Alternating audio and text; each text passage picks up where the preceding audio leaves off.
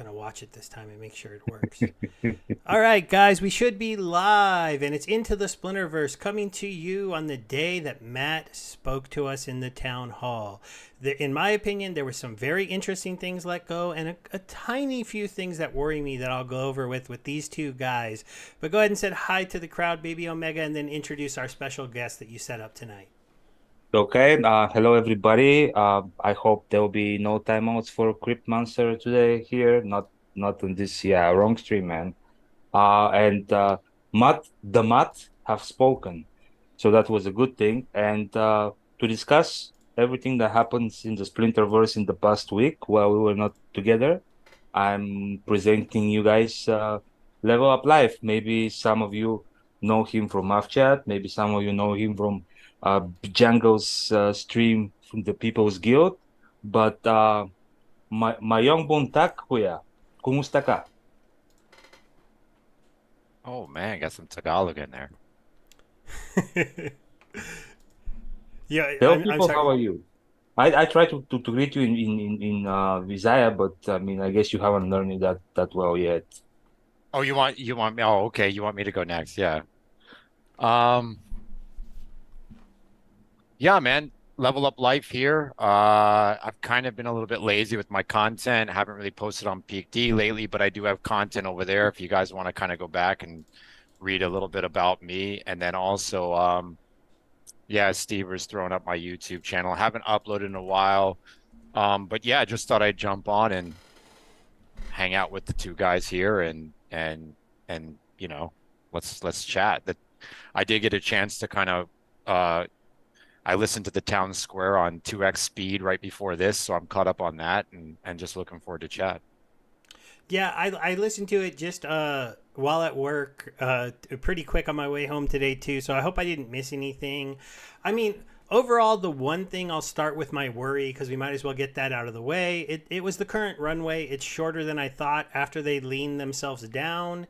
Um, to hear that they only I think have around 6 months of cash on hand, it's a little bit worrisome.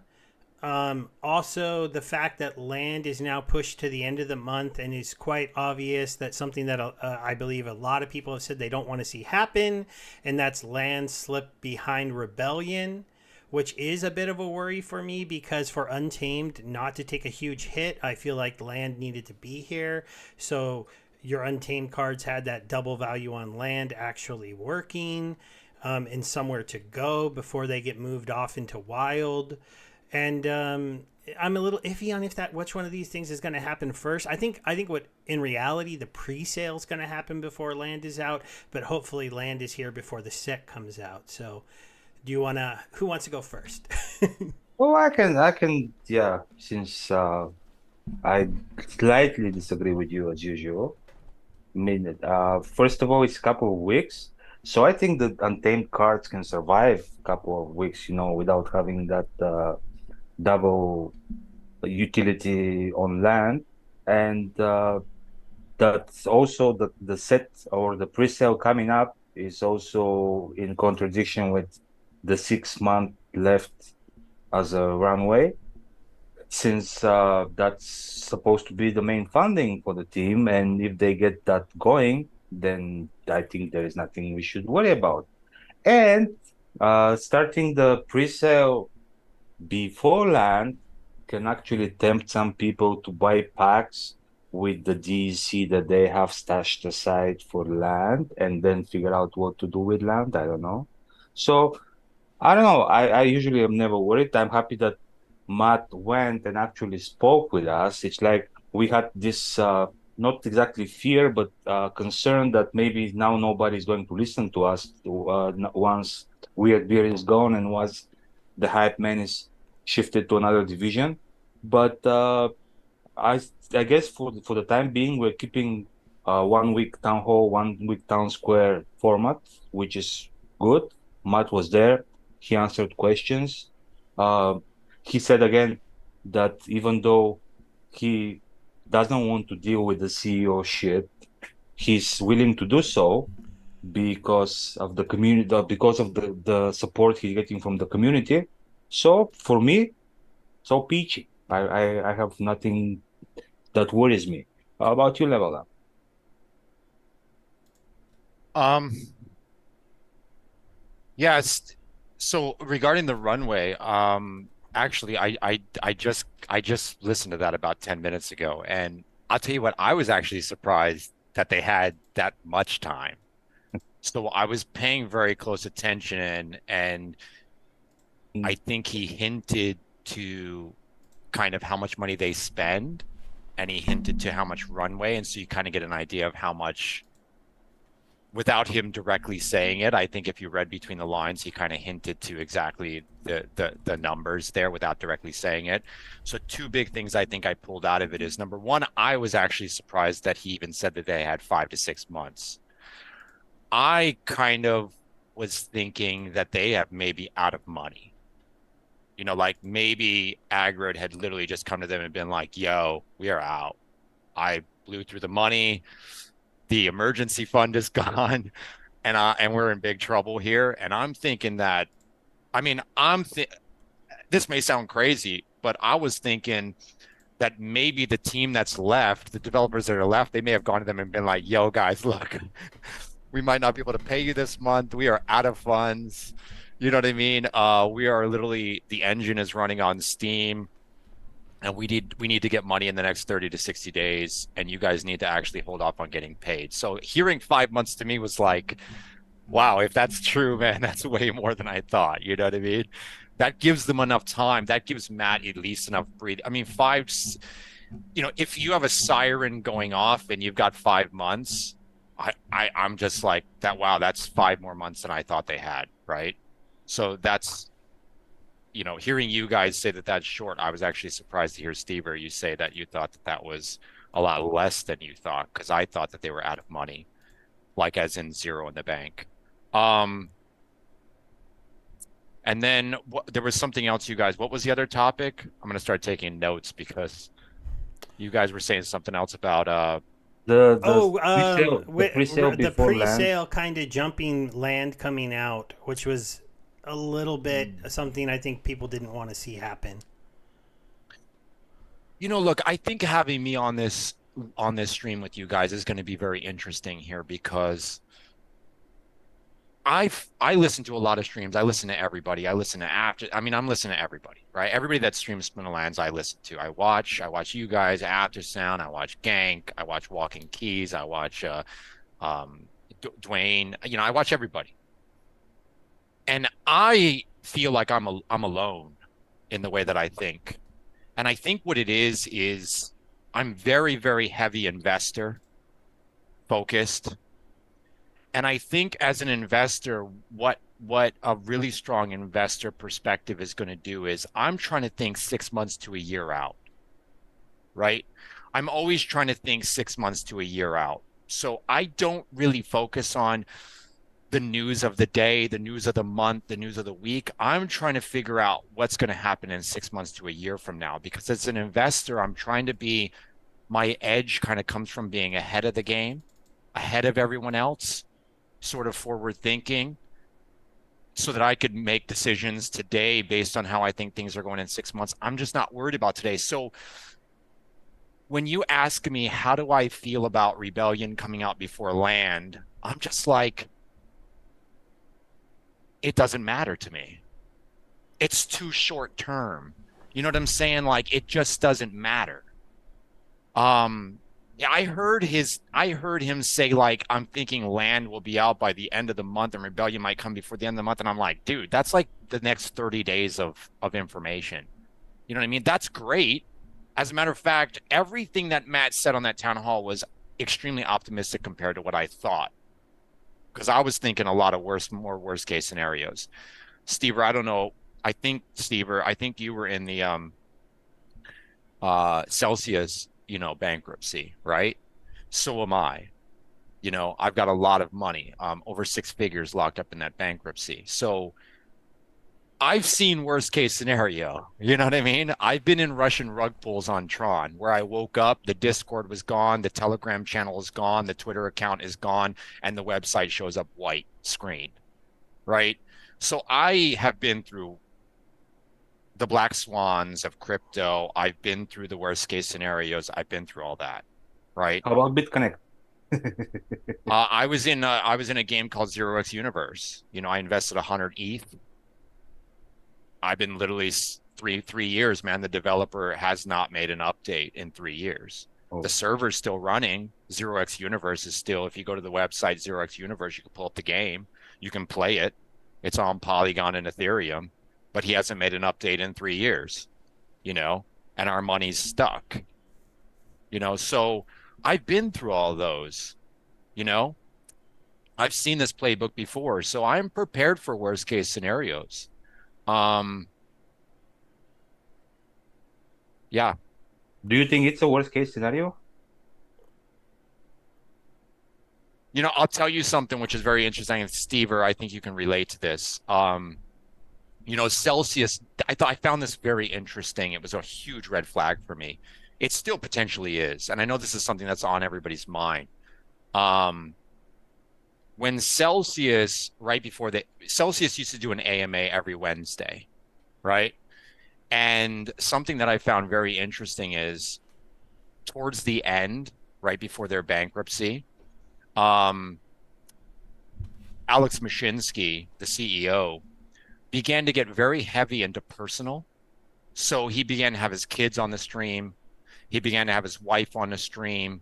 You know, his wife started selling merch, you know, in a merch store, right? And so she was like on a stream pushing merchandise for Celsius. They got very, very heavy personal, right? Wife, kids, everything. Kids, he brought his kids on a stream. He was showing, at one point towards the end, he was literally walking everyone through his house and giving them like a house tour of his house in the suburbs. And I found it very interesting because right before this whole change, Agro began to get very personal. You know, I found the town squares to be very eerily odd.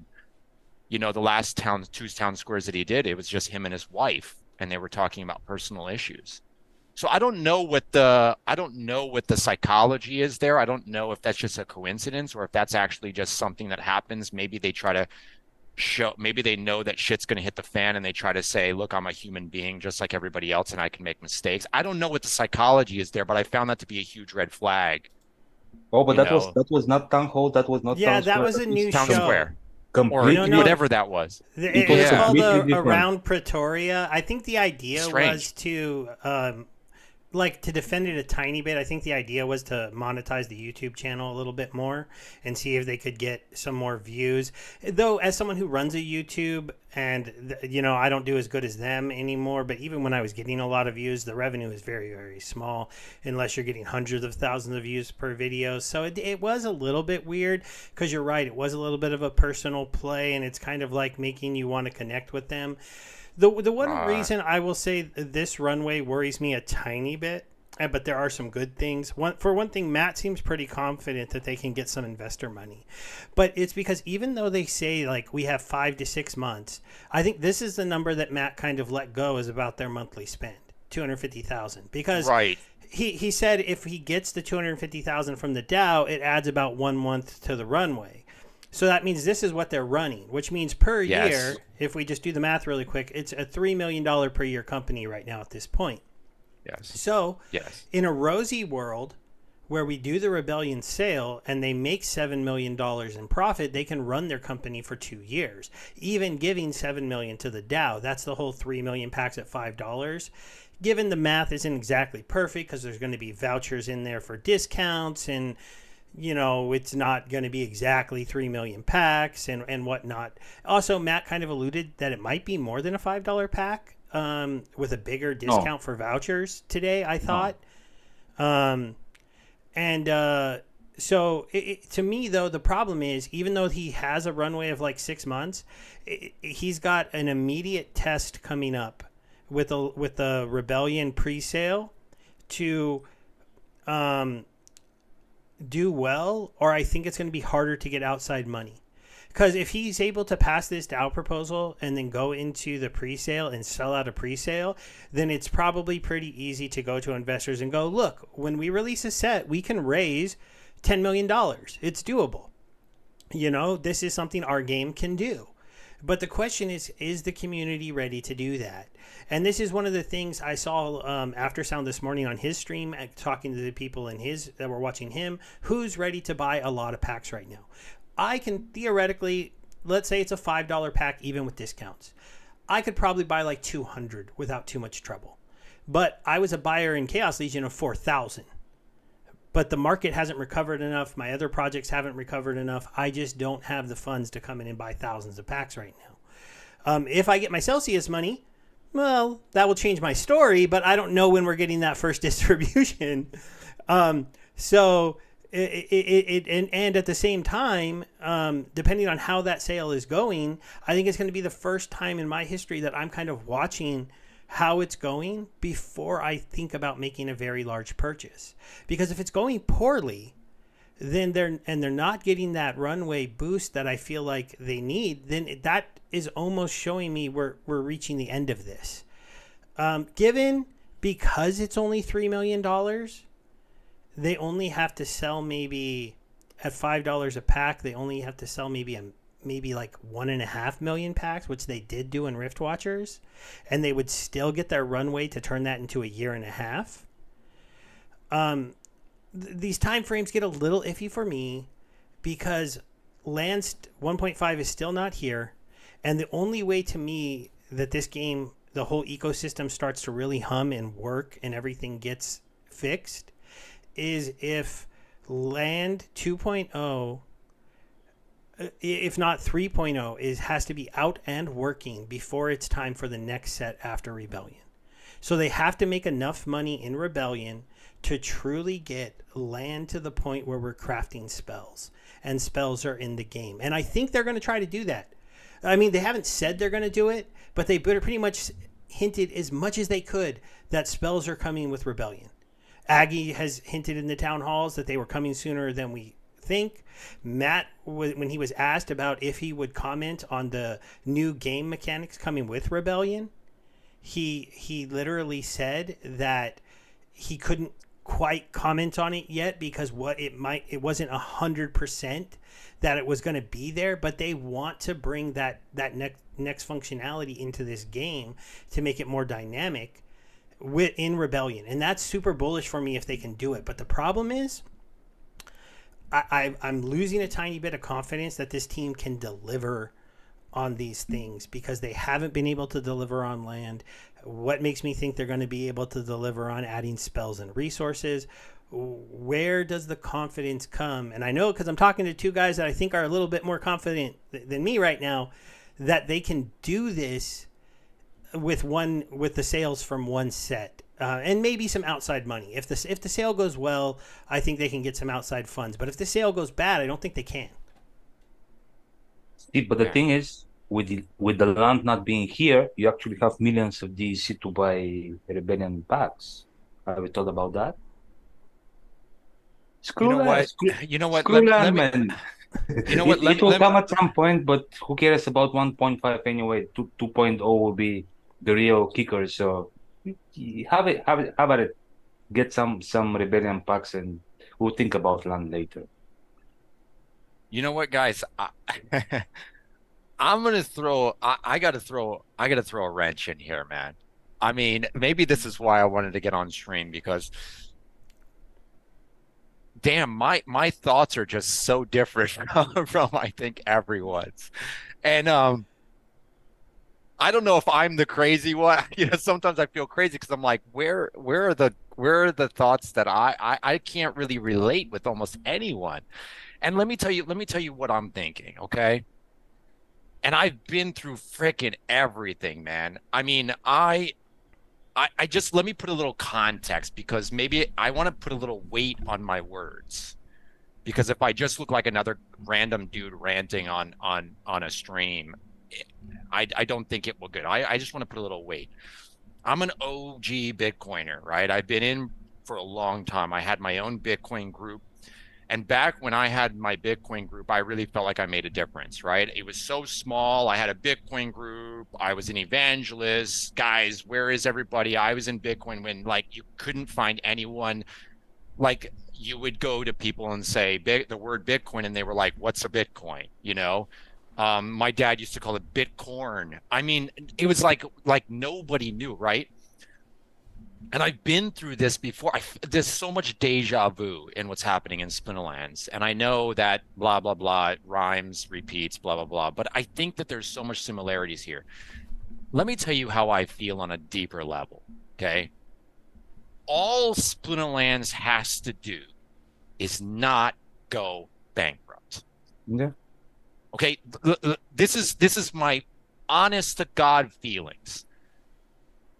And I don't think that's a zero possibility, right? I've been through so much already, and I'm talking about even not through crypto. Okay, I was a real estate agent in Las Vegas during the 2008 crisis. Frontline, the most boomed bust city in the entire United States, and I was frontline real estate agent. Okay, my uncle was a broker. You know, my uncle lost his entire life saving and begged the bank for his personal primary residence, right? He became a multimillionaire and then went absolutely broke and was begging to keep his house. Okay, during the bust, I lost in the .com. I was really young, but I had exposure. That was my first experience. I was very young. I think I was like 15 or 16 or something like that. But .com, I was invested in. I put all my money in General Electric because I thought the dividends would bring me a passive income, and lost. I think the shares went from like $33 to like $8 or something. I lost almost all my money, and I sold at the bottom. I've seen this playbook so many times. I'm relatively young. I'm 41, but I've got enough now to dig into, and I'm going to tell you what it is. And something that I thought a long time ago, even during the bull market, that I liked about Splinterland was that the guys running it, aggroed, yeah, but they were all relatively around my age. Okay. And I thought that was a huge plus, because the thing that I think went wrong with Celsius, Stever, is the damn thing was still run by kind of boomer mentality type dudes, you know, older dudes. And they still went that boomer route where they threw us to the legacy sharks, the attorneys, now lawyers, and all that stuff. Right. I wrote my entire thing off to zero. If I get $1 back, it'll be $1 more than I thought I was going to get. But my thought here is, God dang, just don't throw us to the freaking lawyers. Don't throw us in the bankruptcy. Don't throw us in there. I don't care how bad this gets. Do not throw us into the legacy boomer world. All right? We will dig out of this thing. This is my thought. So put bankruptcy aside, the black swan of some kind of, like, who knows, maybe they've got some guy on the board that we don't know about that's you know, that's advising them on what to do from a legal perspective. And if things get bad enough, somehow they'll be pushed into, guys, you know, go into bankruptcy or something. Don't do that.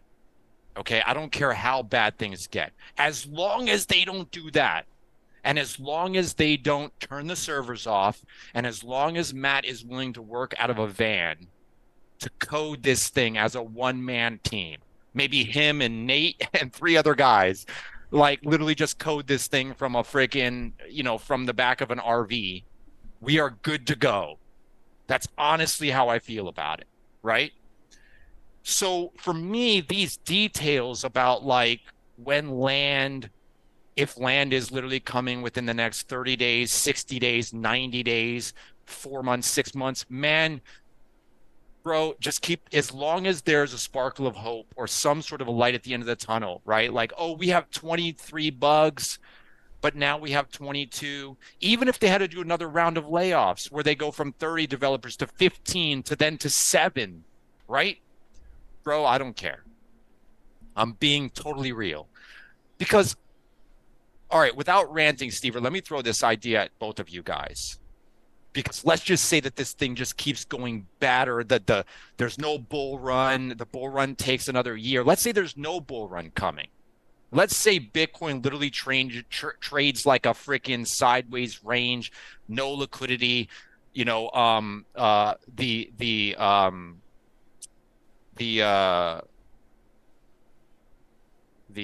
what's the BlackRock ETF, dude? Let's say that just drags out for like years. I don't know. Let's just look at this worst case scenario. isn't there a bullish scenario where if SPS keeps trading down and ultimately DEC does finally, Steve, or you've got it up on the screen there, if you just scroll down a little bit, we're hunting the DEC inflection point, right? Obviously, we're going to get there, right? We know we're going to get there. Again, take bankruptcy out of the equation. Let's just say that black swan is always on the table, but just take that out. We're hunting the inflection point, right? One man, Yalbut by himself ultimately could probably push land out. Yalbut working for free could ultimately push land out. DEC continues to trend down. We keep doing burn events, right? Just everything gets nasty. We hunt the inflection point. Let's say SPS trades down to like half a penny. I mean, let's just look at these worst case scenarios. DEC hits peg, land ultimately gets launched. Isn't a lower SPS price in the long term a bullish scenario? Easier to get on it. Yeah, definitely. Isn't there ultimately at the end of this some sort of a bullish scenario? The lower, like, okay, let me get more direct with my question. If you look at the tokenomics that we have in play, right? At some point, it seems like the supply of all these tokens and the supply of cards and everything like this, doesn't it ultimately seem like it trends down to meet the size of the community that's left? Right? Yeah. Like ultimately, doesn't it just trend down? Like DEC is trending down. Okay, if we're losing community members and people keep selling out and DEC just keeps hunting for the final inflection point and it ultimately hits it. Right? Yeah, I mean, all we really need is what, like saying. 50 people in the community. I understand what you're saying.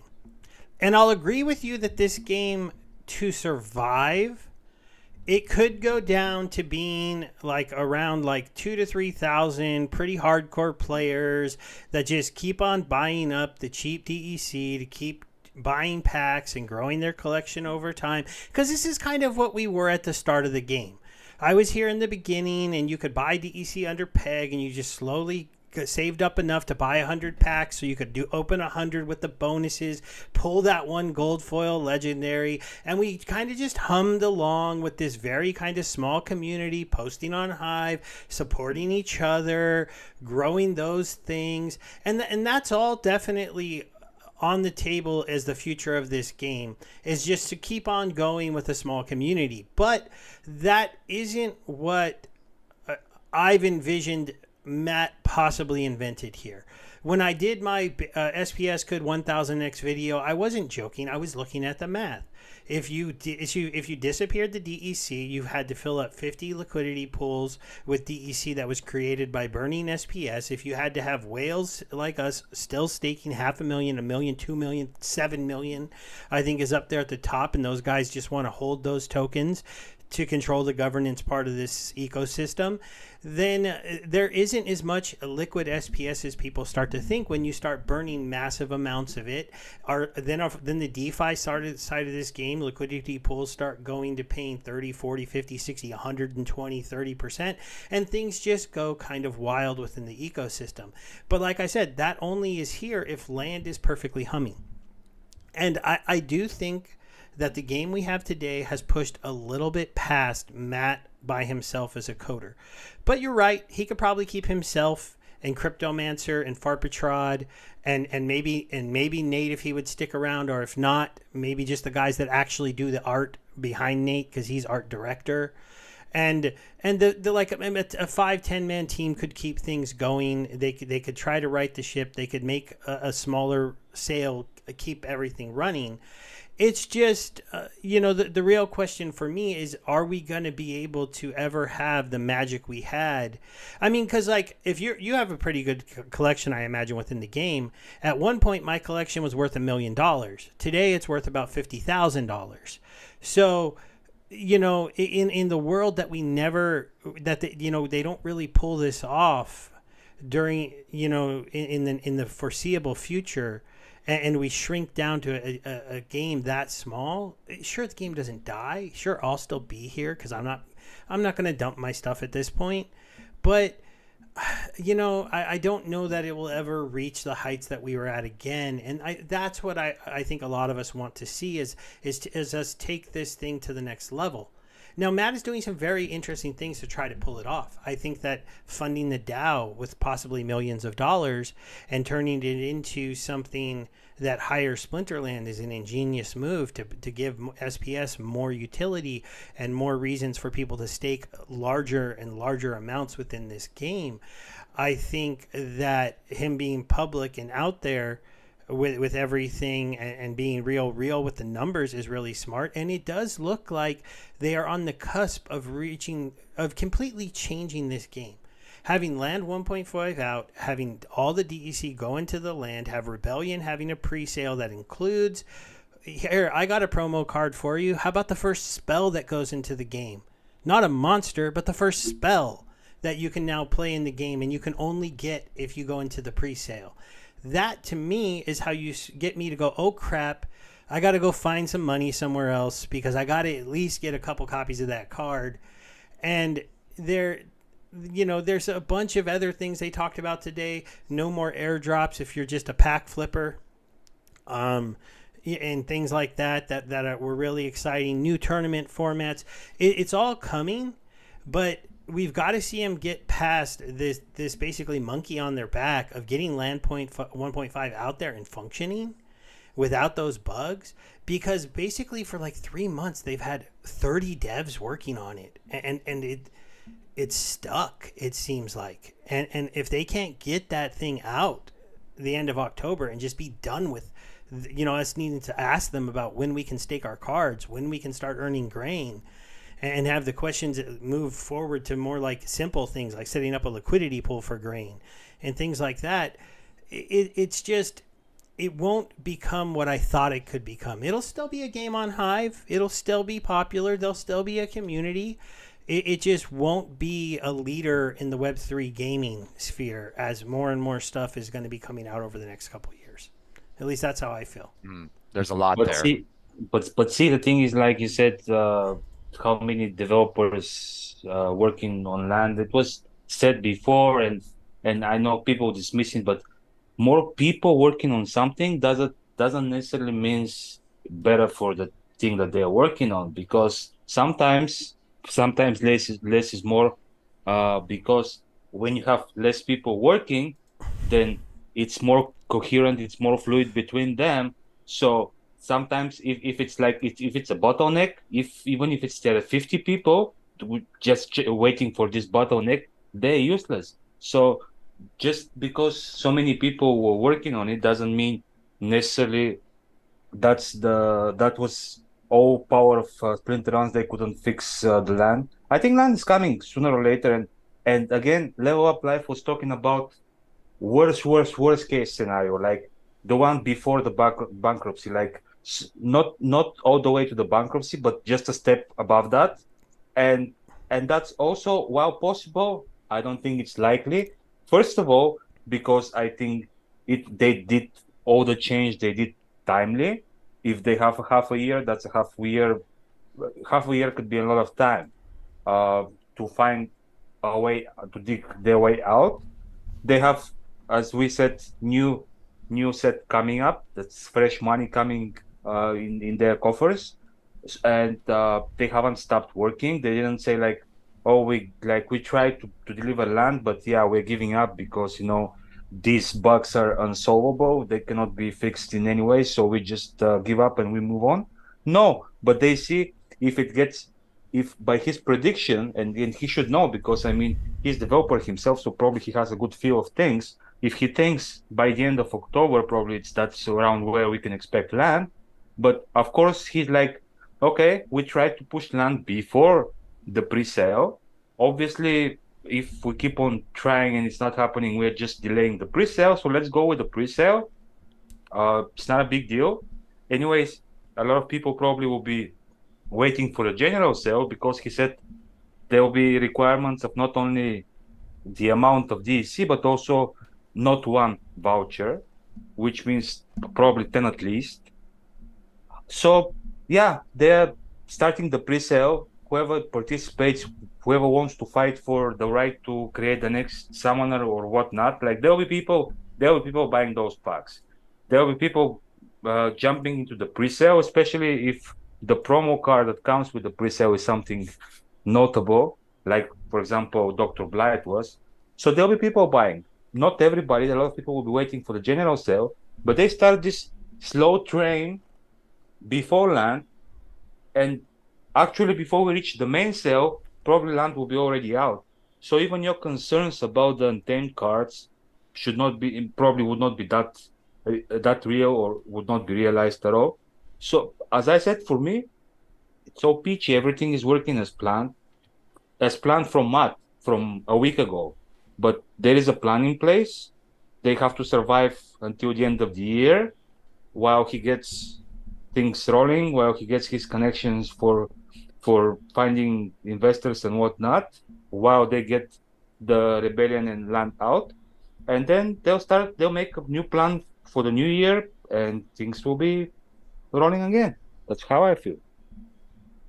You know what I think is important to bring into the mix here, and I think a lot of people may not have time to do this. I've got a lot of free time and I do this, but I think one of the perspectives that I have that I can kind of bring to the table as maybe hopefully bring some value to people that are listening or people that are going to listen to this is a macro perspective.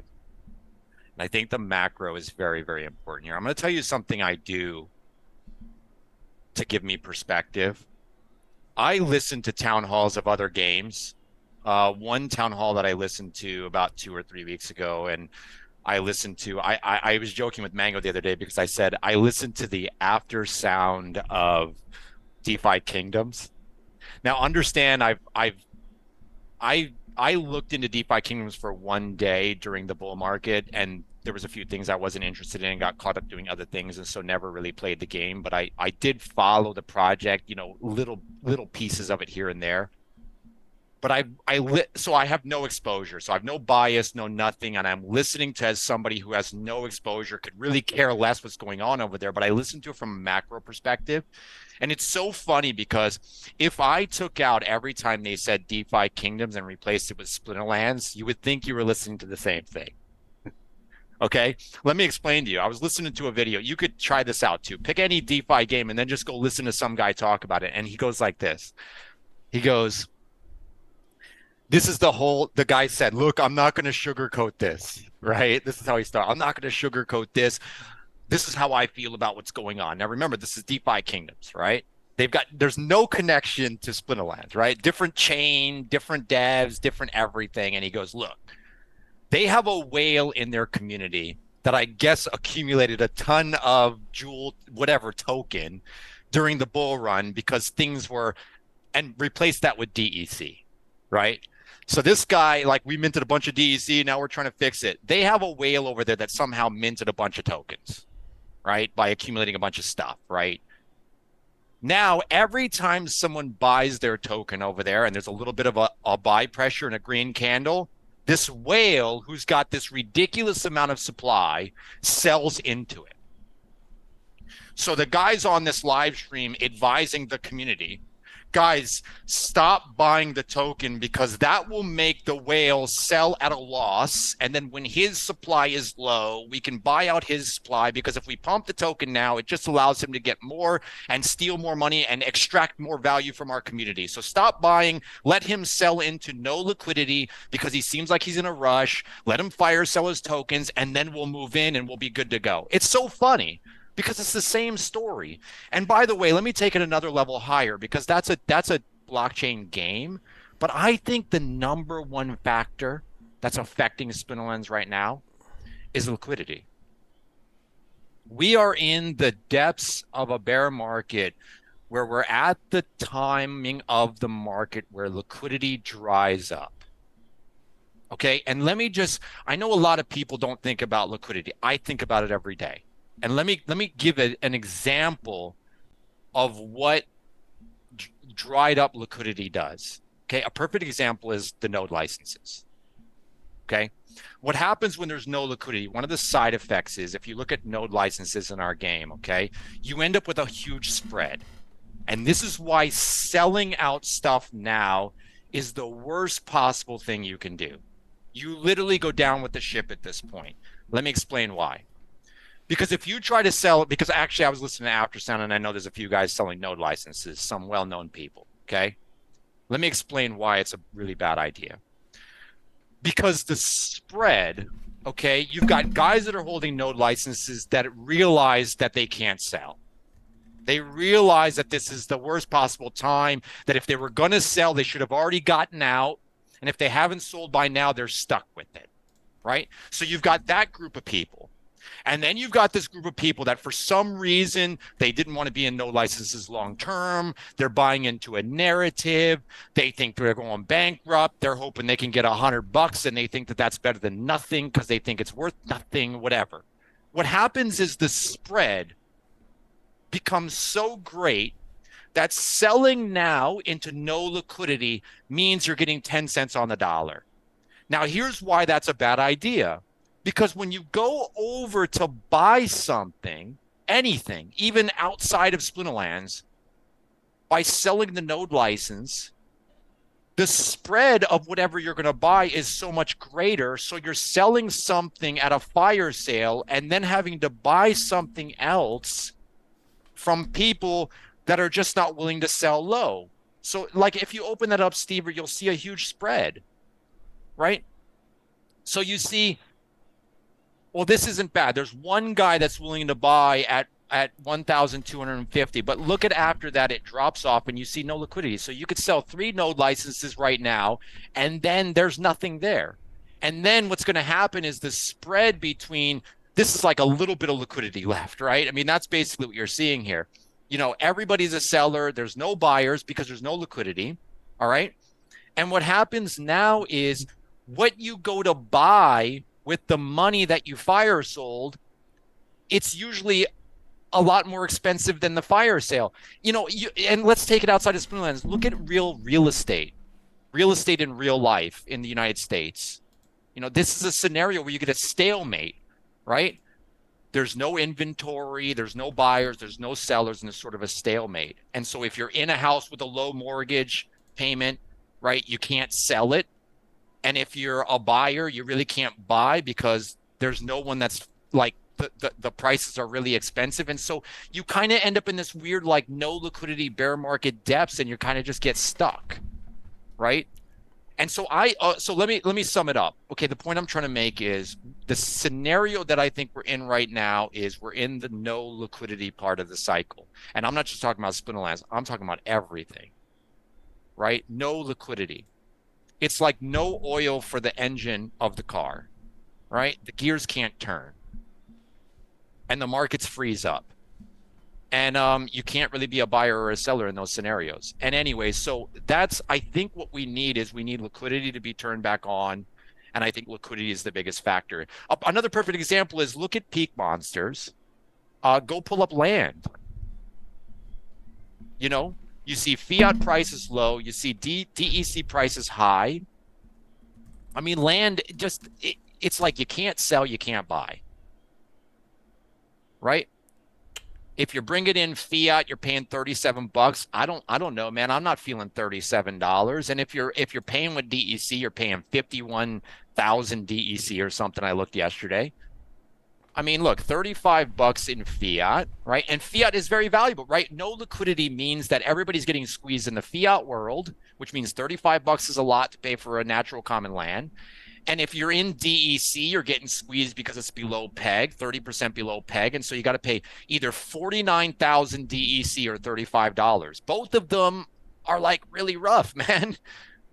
You know, and so you got like no oil for the engines. And so everything freezes up.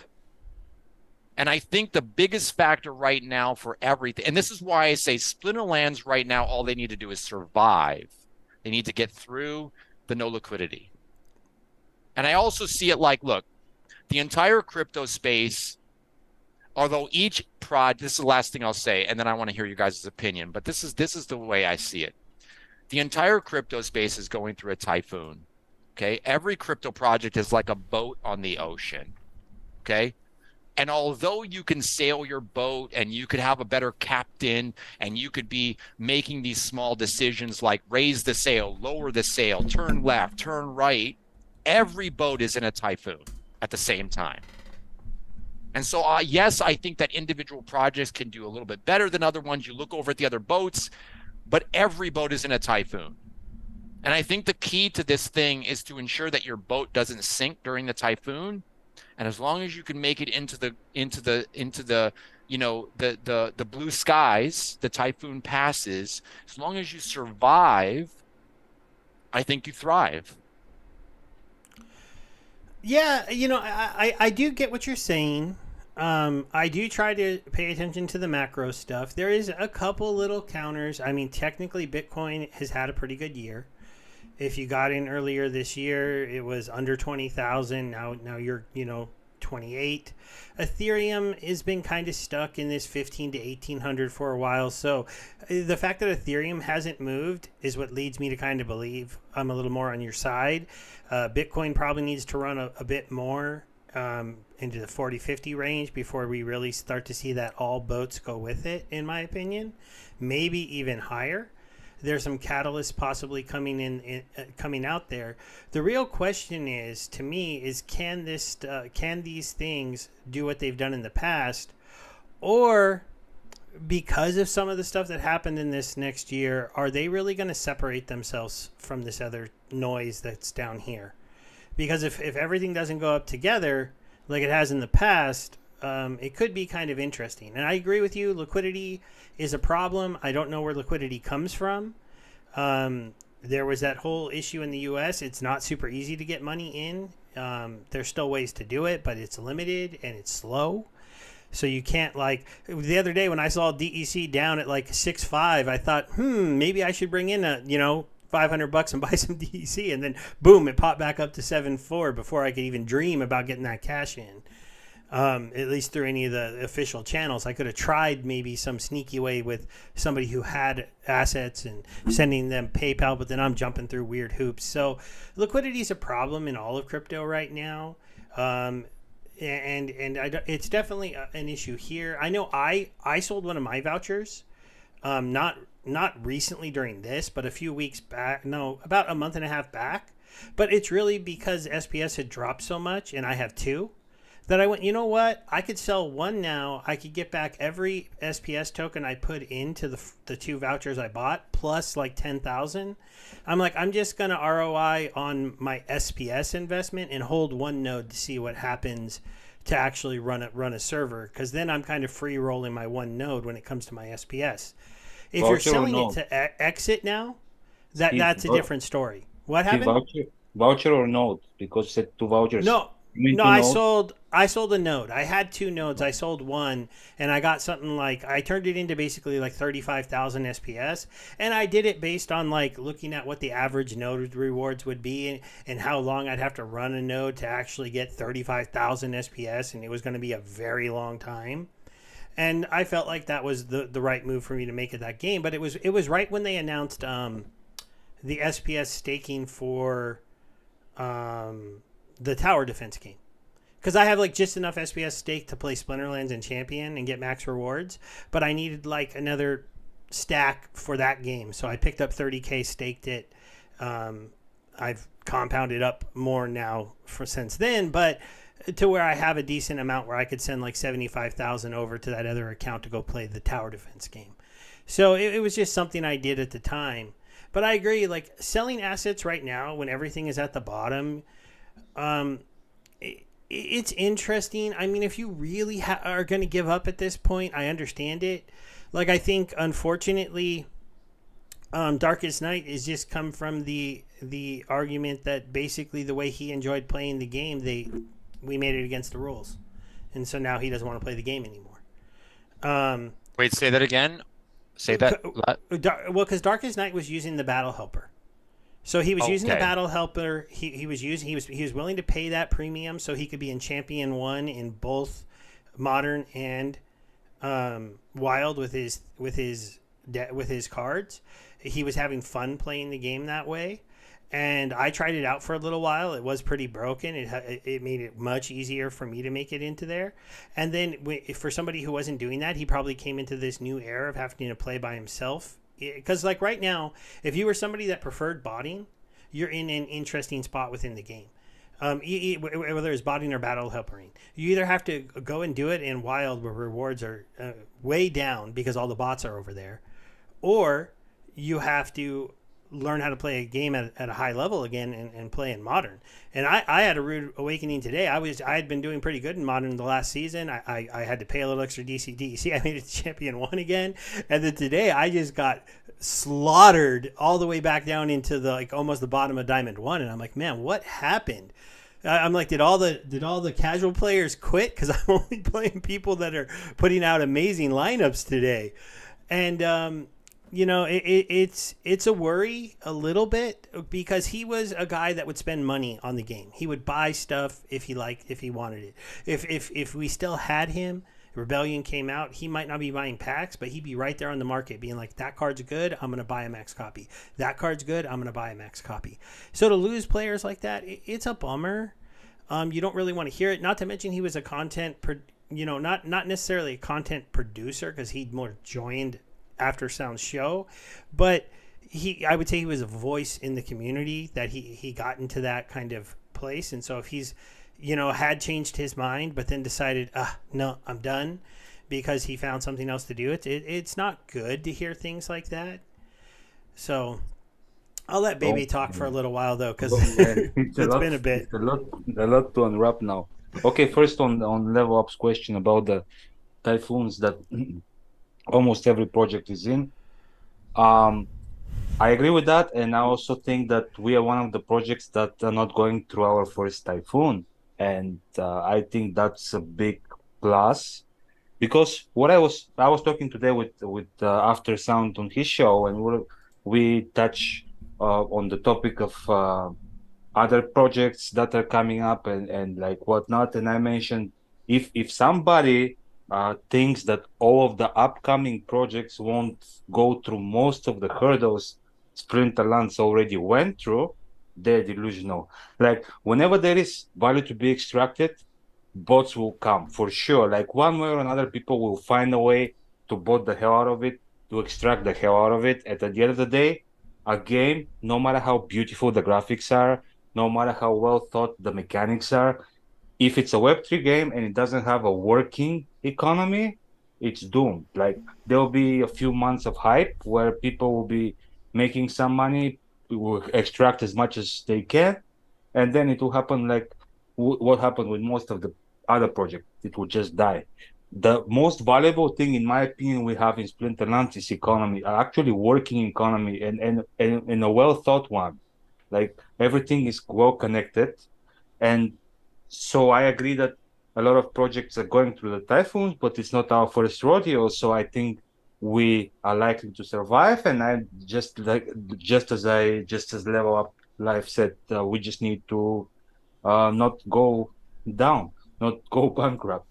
And I think we won't. So I'm positive about that. And yeah, I have a lot of mixed feeling about Darkest Knight too. I mean, I love the guy. I love everything that he represents, but it's kind of at this point becomes a little bit the message kind of unclear. He was always saying how much he enjoys playing the game, competing in the game, and to have not being able to use a battle helper as a something that as a reason for not enjoying the game doesn't really make any sense to me. If you enjoy competing, if you enjoy playing with humans, which he always said he does, then you wouldn't want anybody to be using anything else than his own mind when competing with you. Because, yeah, if everybody is using Battle Helper, which probably will give similar result to everybody based on their collections, then what's the difference using a bot? And that was the whole issue when people were complaining about bots. There's like, these bots already have like these perfect lineups, and it's impossible to beat them, and we have to get rid of them because we want a league that only human play. And he was one of the people that was behind that. And now all of a sudden, a battle helper is something that is a deal breaker. For me, it just doesn't make sense. And he had always said, and not only him, people have said about him like he's a player's player. He likes the game. He doesn't care so much for the assets. He just likes to play the game. But if he doesn't care about the assets, then why would him not being able to reach champion one for some reason will be a reason for him to sell out? Like it. If it's just for playing the Yeah, game haven't changed Why own a much. node license? Why own a well, node license? Because the node in license my has nothing to mind, do with the, part of it. like I don't want to get on it too much because he's not here and he Yeah, hasn't yeah, actually yeah. publicly spoken yet and explained himself. We've heard kind of secondhand through after sound stuff, so I don't want to pick on Darkest Night too much here. But I think in his mind, his argument would be that if I've spent the money to buy these assets, I wanted to be in a place where I could use them how I saw fit. And you guys took Of that away course. from me. Now, that's an argument towards the decentralized aspect of crypto and the decentralized rules that some people will say are very important to them. And in his mind, he liked the battle helper because he was willing to make the investment to buy all the best cards in the game so the battle helper could make him always win, because that's the difference between winning with a battle helper all the time and winning sometimes. Is Like that you winning though? when I started using it, I was winning 90% of my matches, if not Is, more, because I also have a very good collection. yeah, But if but I is it gave you it, but winning? somebody else who doesn't have every legendary summoner, they're not going to get the same team selections I get. So I'm not even going to, and I'm not trying to say, but I'm saying that was his mindset. I deserve to be a champ one player because I bought the assets to do it. I've been able to do it this way. I've been able to do it even fighting against the bots. But then you took away my tool. Now I can't do it anymore. So now why do I want to own these assets anymore? And But and, if you and win, that's what happened in my mind. if you win with a battle helper, are you actually winning? Is it you that is winning? Well, my cards are actually beating yours. Okay, but I mean, I mean, that's the only thing I could say I think is it's he's kind of thinking. dumb. I think it's kind of dumb because I kind of compare that auto stuff to it's like all you're doing is really staking your cards. it's I DeFi, mean, I yeah. mean, it's dumb because if there was, maybe people do it because they still want to build like soulbound cards and they want access to that because, I guess if you were just investing in some of the other investment avenues of the game, you don't kind of build up a collection. You don't get soulbound cards and things like that. So maybe people do it for those reasons. But the idea that you're not actually looking at the screen or caring whether or not you win or lose, but it's kind of an autopilot thing reminds me of like if you just had a place where you could stake your cards and then you got to open up chests at the end of the season to get soulbound cards and potions and things like that. I mean, what's the point of being in like this ranked battle with other players? It's kind of dumb. Because I'm an investor, and I don't have a cards that I auto battle. I invest in everything else. I think cards and the battle aspect of the game is the farthest from the best investment in this game. I mean, cards are probably the most inflationary thing in this game. So for me, I want to get as far away from that as I possibly can. But I was wondering if I could kind of like throw up this other topic here real quick. I want to kind of get your guys' input on because I think it's really important. I kind of, in my brain, I predicted this a long time ago. I kind of felt this narrative building, and this has been building for a long time, but I thought it would be amplified in the depths of the bear market and get really loud. And I think a lot of people get caught up in the narratives, and that's what causes them to get emotional, and then they react to those emotions. And I think a narrative, and I want to give you guys a very, take it with a grain of salt. It's just my opinion.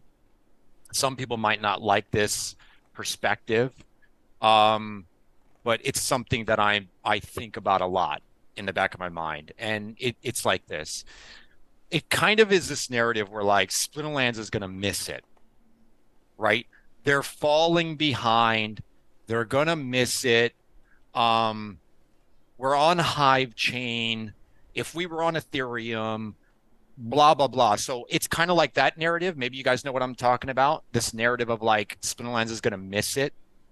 Because we're on a hive, yeah. Yeah, like whatever the reasons, right? There's always these little reasons, but Splinterlands is going to miss it, right? Our CEO's screwed up, right? I mean, attach whatever, but the idea is Splinterlands is going to miss it.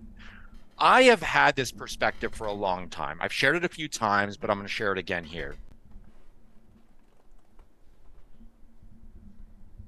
I think Splinterlands is more of an it's sort of like the arbitrage play. Let me explain to you guys what I need. And I think we saw this during the last bull market. Okay. In the last bull market, I really think that the liquidity and the boom, yes, other cryptos like Bitcoin and stuff were booming, but I think one of the big things that happened was money flowed into Axie Infinity. Okay. And I think what happened with Splinterlands was Splinterlands became an arbitrage play. Okay, let me explain.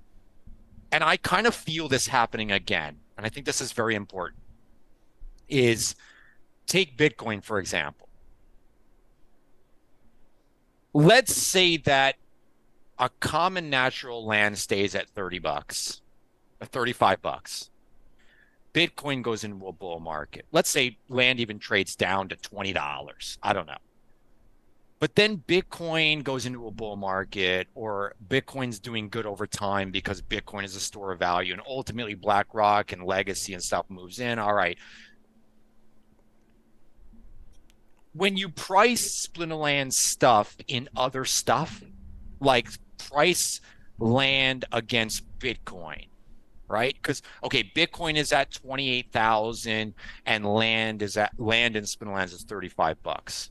Or I saw someone comment the other day and say the cheapest land in Axie Infinity right now is the most expensive land in Splinterlands or something like that, right?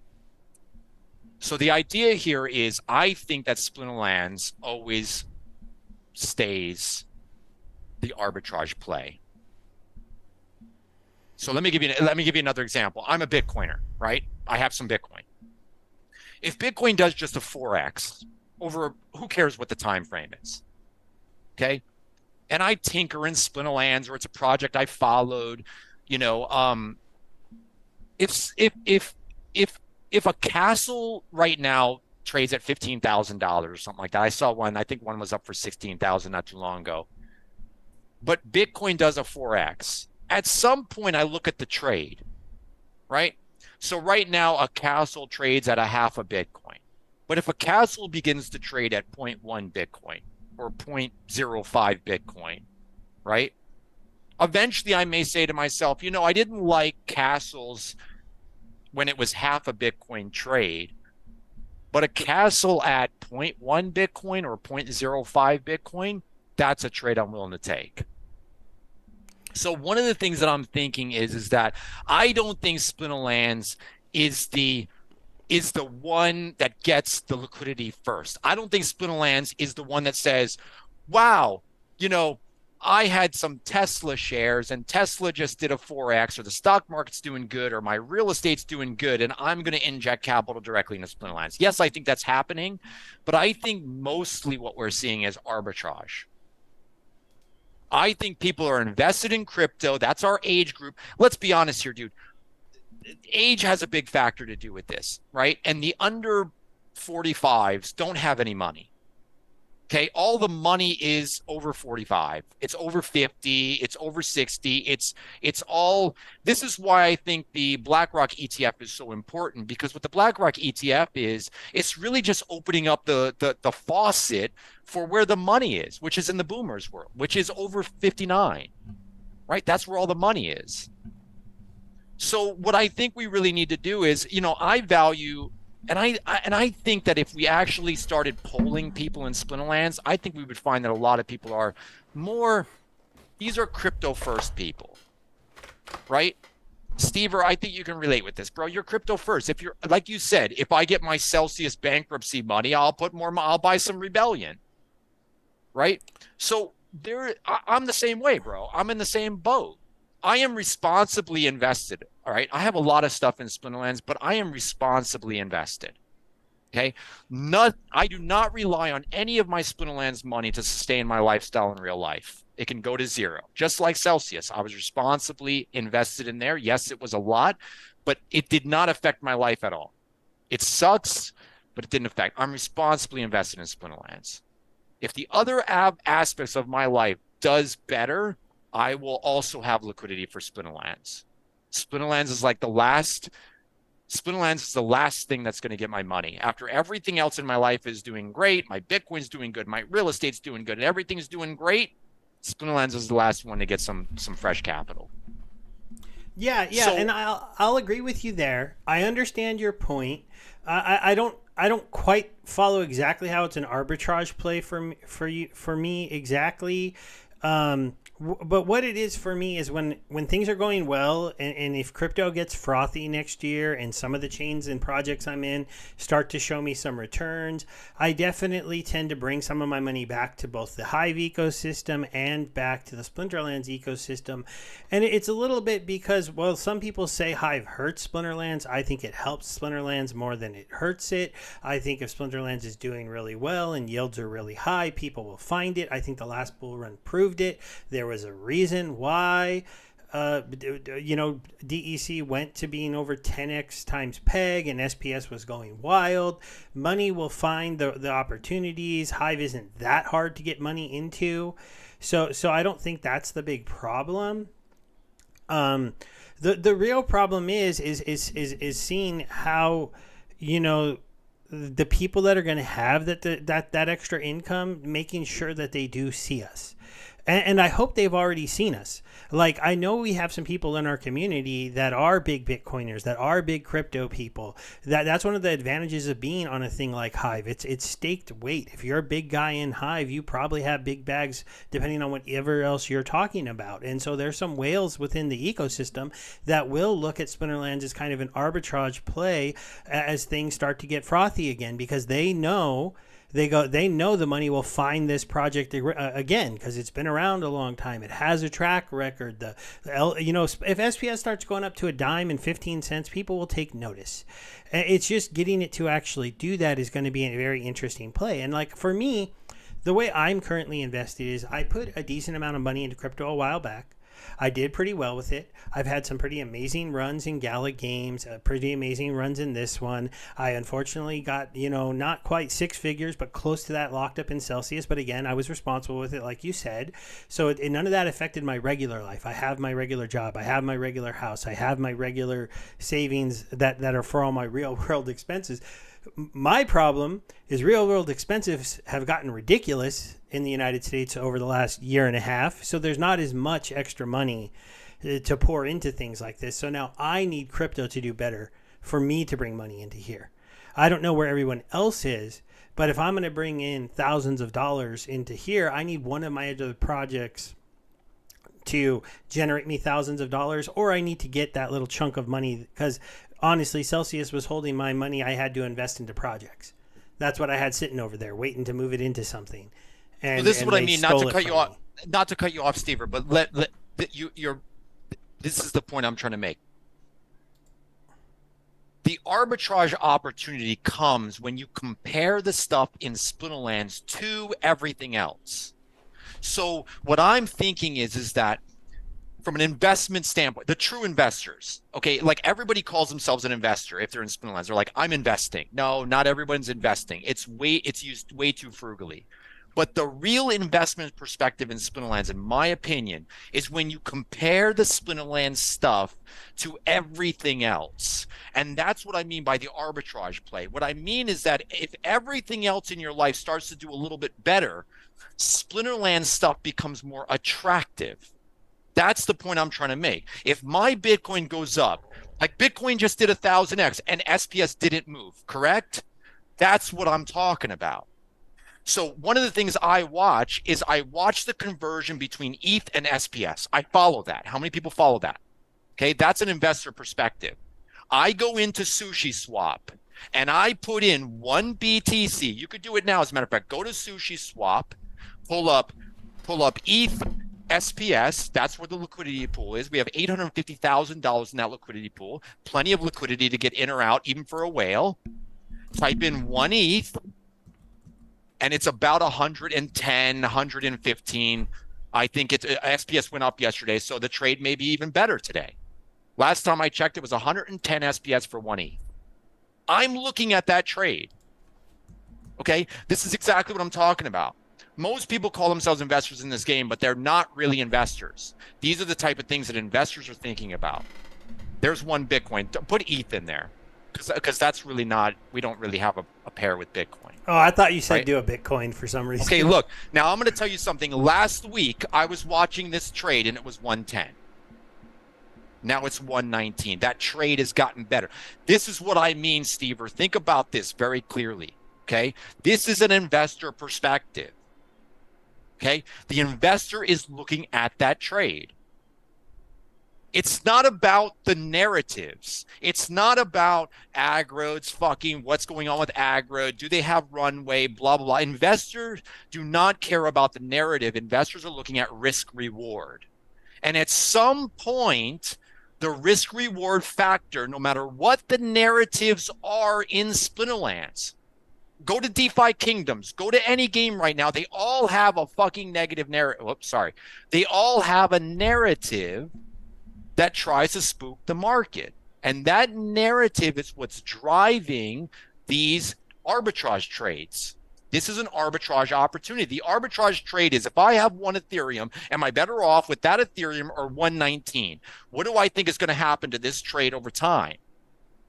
Do I think this is going to 150 for one? Because if it does, I don't invest. I don't make the swap. And then I measure the risk reward factor in Splinterlands without looking at the narrative. If this trade gets better, at some point, the risk reward factor tells me make the swap. And this is what I mean. You can't have a bull market in crypto and have Splinterlands stuff stay the same price relative to everything else, and this trade doesn't become attractive over time. It's that simple. It's a risk reward, not narrative based trade. All right, let's let Baby get in here a little bit. He's been quiet for quite a while up there. I'm sorry, I listening get to too you guys. passionate, I mean, man. Sorry, bro. I get cut me off, dude. Like I get too into it because I feel passionate about it. And yeah, cut me off. I'll mute myself. No, we don't need Go to ahead, Baby. Jump in here, man. Everybody gets their turn, but yeah, I do get the whole perspective of getting a low risk reward ratio when prices are cheap. But the thing is, like, we know for sure that they stay that cheap? Because I mean, as you said, low liquidity works the other way as well. When there is low liquidity and there is people fighting to get in, prices are jumping like crazy as well. And I've seen stupid money coming around bull markets. I've seen it with Top Shots. I've seen it with Zedran. I've seen it with Axie. I've seen it here in Splinterlands. So it's just when it gets going, people are just going. They see somewhere a project booming. Oh, I've seen it also with Illuvium. They see the project booming and they're like, okay, now we're in bull run. Everything is going to pump. So which project we're going? Like, they're a big discourse group. Which project next we're going to? Then we're going here. Then all the liquidity is gone, because when you get a certain amount of people coming over, they just swap everything out. Like especially when there is like a limited quantity. So at some point, crazy money are coming. So you might think that the opportunity is always there because now the assets are cheap, but they're cheap everywhere. But you don't know when or how strong the next wave will hit when stupid money starts coming again into the ecosystem. And I think they will. Like imagine playing a game and making money out of it to sustain your life. That's everybody's dream. Like, every kid dreams when they grow up to be able to just play games and make money. Like, nobody wants to work, if they can have it. I play this game and I earn this money, sign me up. Bebeomega. Is cheap, when you say cheap, relative to what? Relative to where they were and to where they can go. This is my point. See, this is my point, Bebeomega, because relative To what? Is land cheap now? It is, because at some point one plot was selling for $700. Okay. 9, I think. Even. And Bitcoin was at 63,000. Well, I mean, I don't know, it was exactly the same time, but I mean, even if it was at 63,000, I think from 700 to 35 is a little bit more excess than from 63 to 28. So here's what I'm saying. An investor doesn't speculate. An investor is trying to make a bet based on risk reward, right? So I have to be able to measure, and somebody asked the question in here too, how do you measure risk reward? And I just hinted to it with the sushi swap, right? That's the risk reward. Let me give you, if people are selling a node license right now, okay, Stever pulled it up. There's node licenses being sold. Yeah. Right? Those people must think that node licenses are relatively expensive. How are they measuring that? They must have, what are they going to do with that money? I mean, if they need to pay the rent on their house or buy babies' diapers, right? That's a totally different story. Okay? But if you're selling it because you think that there's some better place for you to put that capital, right? That is an investor. See, you're making an investment decision. If, like I said, if you invested too much and you're buying babies' diapers, if your wife is going to divorce you because you put everything in Splinterlands, I'm not talking about those people. They're not investors. They got a lot to learn still, and they're going to get a learning experience. An investor is looking at risk reward. If people are selling a node license because they're allocating the capital somewhere else, they're making an investment decision. Yes, but it's investment decision based on what? Because they, even if they possibly can know or predict what happens to the project they're investing in, they cannot possibly know or be sure what will happen to the project they're pulling from. So in the same way, like, they don't know how much is the room for growth here.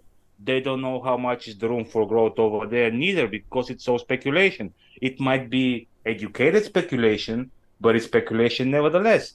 So I understand that they're making this risk reward comparison, but that's also very subjective, because it depends how you look at it, how you measure a project and the ceiling of a project, and how you compare two projects to decide which one actually gives you a better risk reward. That's subjective. That's not something it's not exact science. It's not numbers that you can put and you can say, okay, according to the math, this project has more upside potential than that project. So as much as it's investing, it's also speculating. So it's speculative investment in a way. All crypto is speculative investment, because things can go change like in a couple of hours, and we've seen it happen. So I do understand the whole investment perspective, but I'm saying when you're seeing where a project has been and where it is at the moment, you can compare, like, okay, these are cheap prices because at its peak it was at this point, and even if it doesn't reach the peak, like from 0.05 cent to 3 cent is way easier to go than from 30,000 to 100,000. So when you see in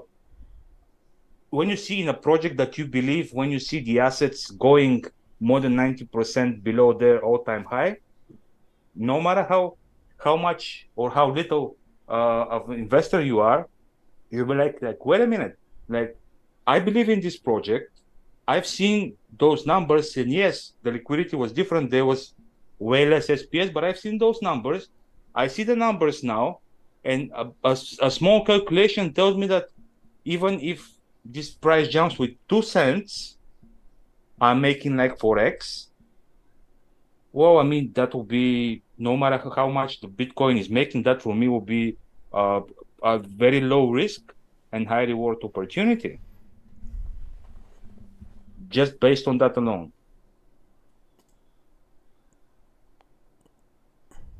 Let me show you guys something, because I hear what you're saying, Bebeomega. Let me I just sent Stever a link, And this is a link to CoinGecko, but this pulls up. I really like this because I want to give you guys an idea of how one of the tools I use to measure risk reward, right? Yes, I see some people commenting, yes, there's a level of speculation. I get it.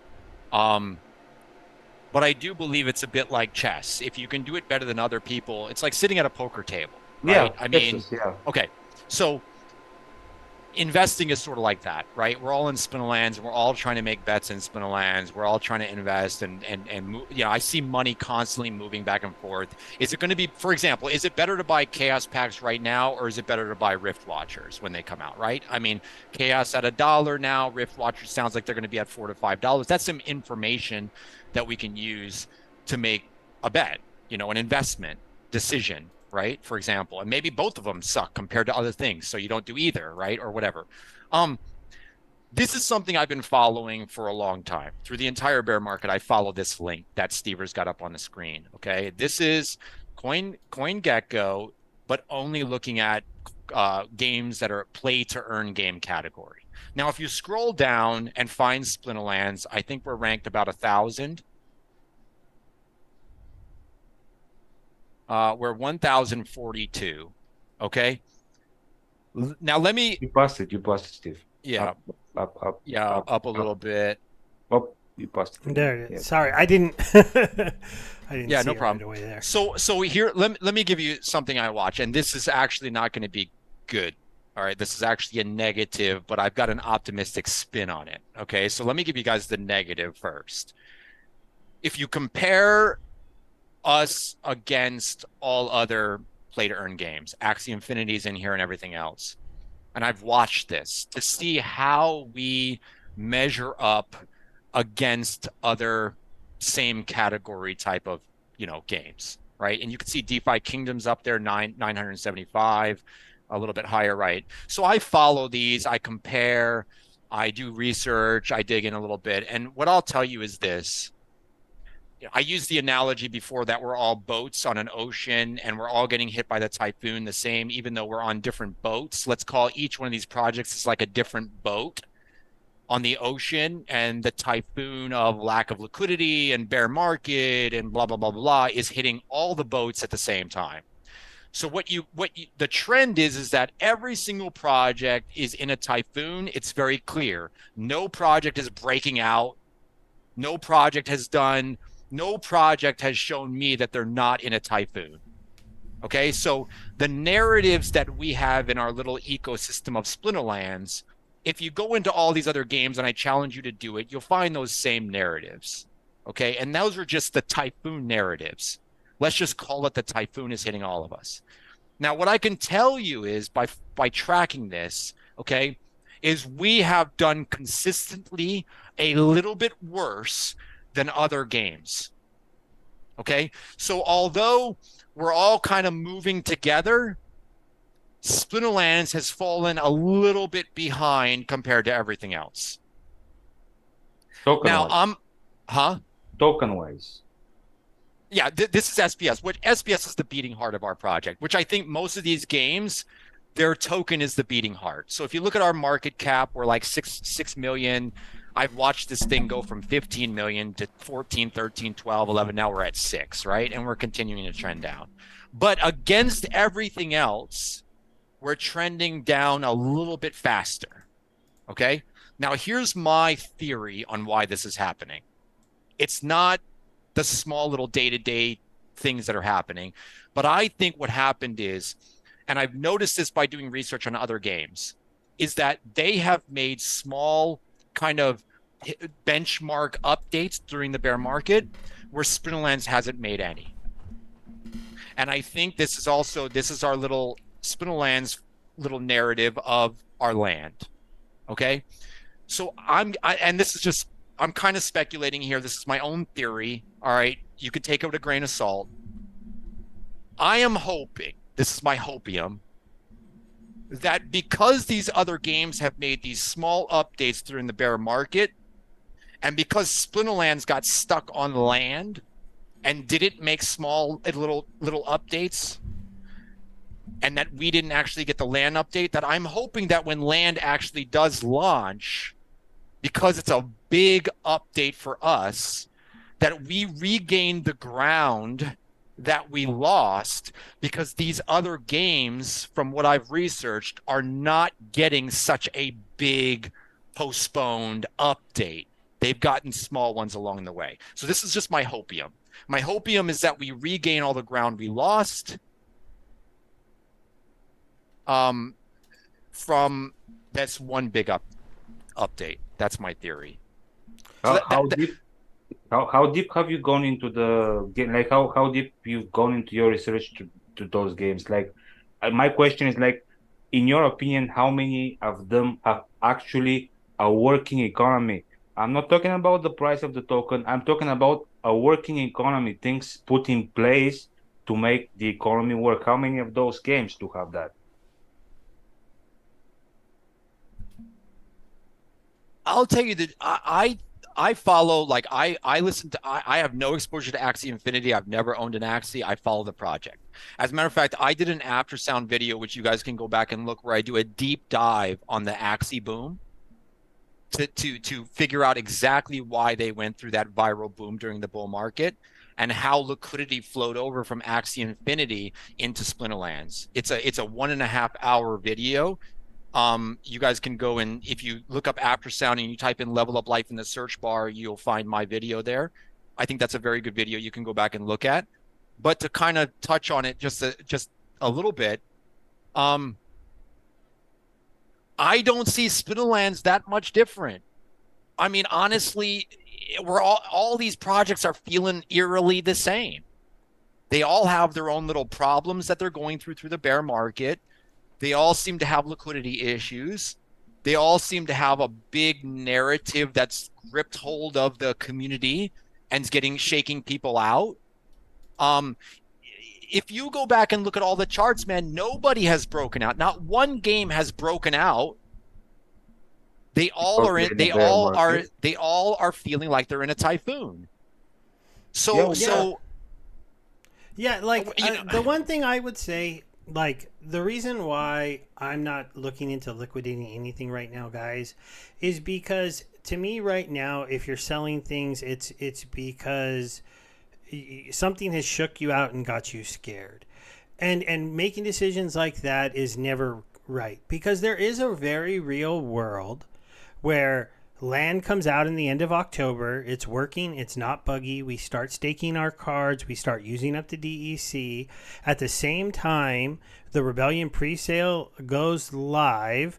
That starts sucking up a whole bunch of DEC as people buy it at a discount to get a discount on their packs to get whatever the promo card ends up being and whatever the deal has been. Also, there's some added maybe reassurance for people to do that, because Matt said that it's important to him that there are no more special group buys later on.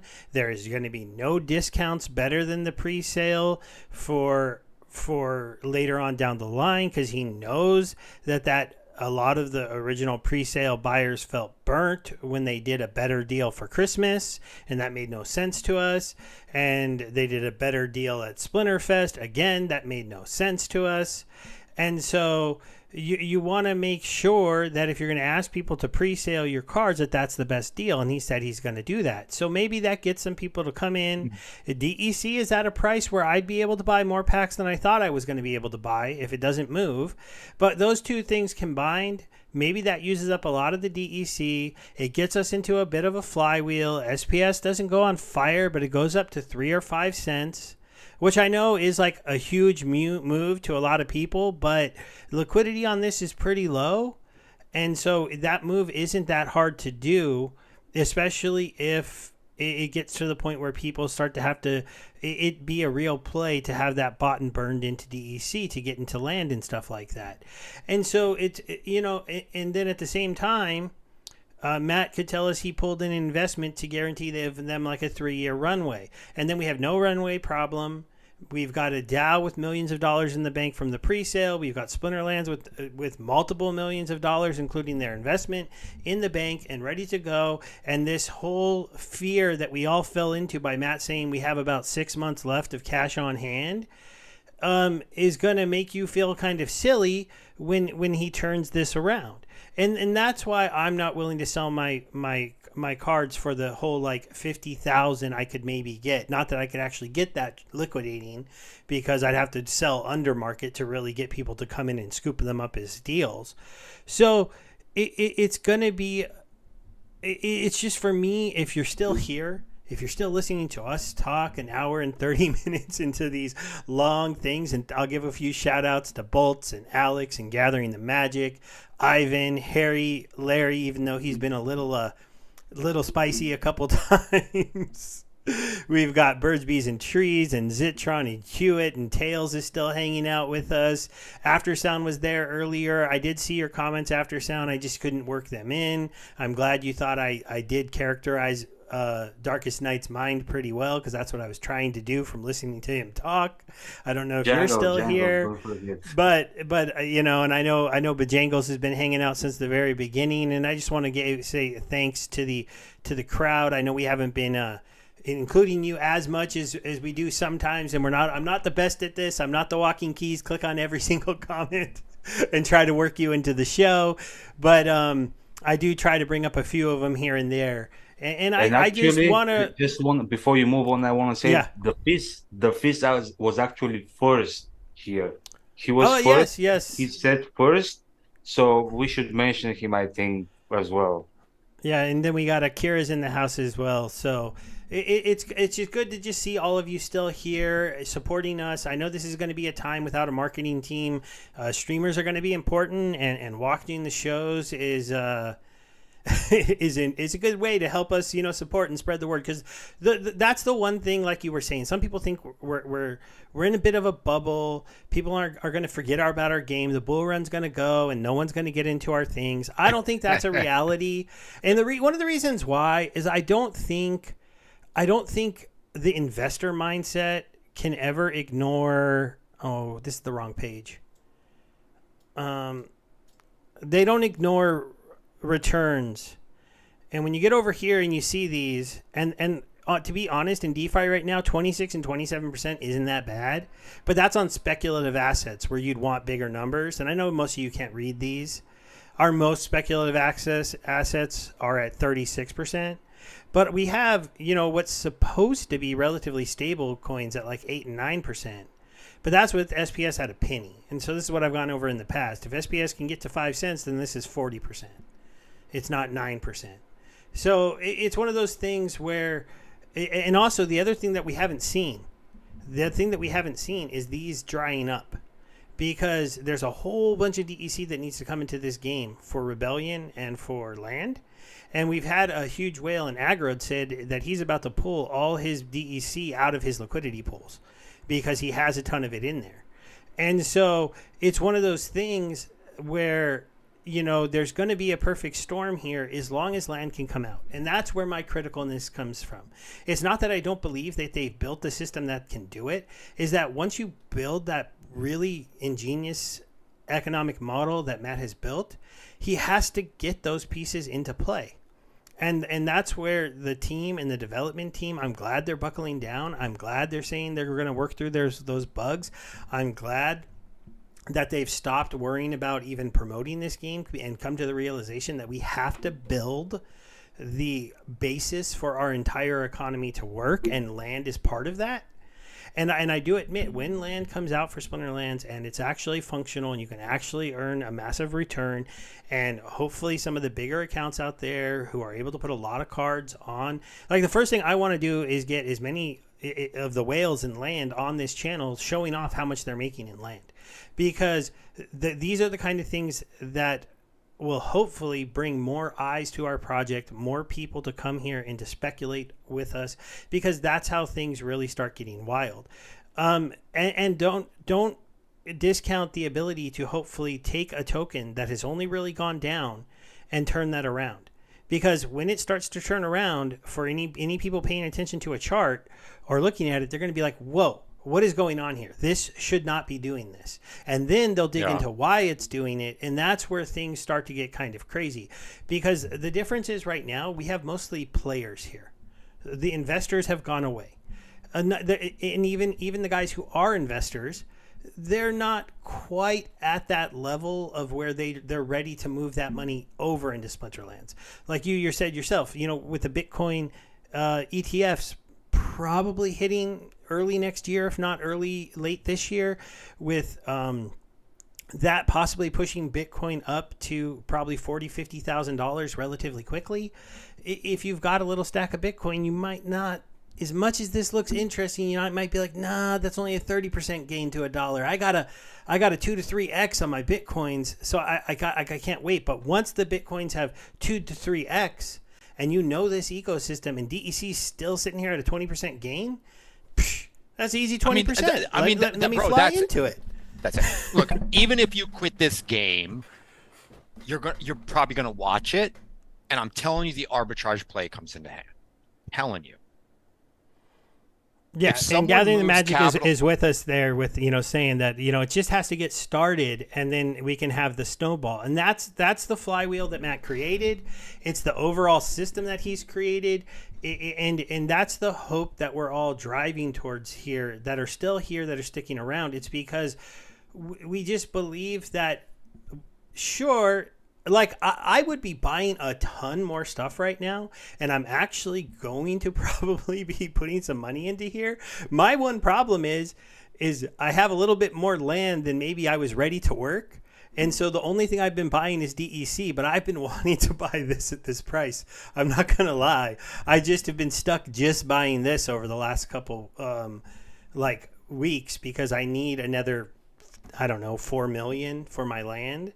And so, but guys, once I'm done, once I get my 4 million for land, this is my next token to buy, because I don't have anything else right now that is in a wheelhouse where I'm like, oh, I have to get some more of that, because I don't think I have the current resources to buy anything else that can move the way I think this token can move.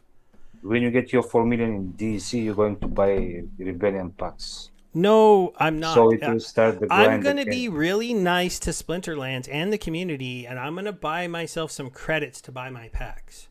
That way they don't have to turn that, because they're going to, I want to bring in some outside funds for that. But I'm getting my DEC from inside funds.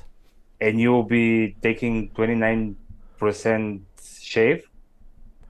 Well, I'm assuming with land coming out by the time, because I'm not going to buy on the first day of the presale, if I get axed out of that, oh well, probably.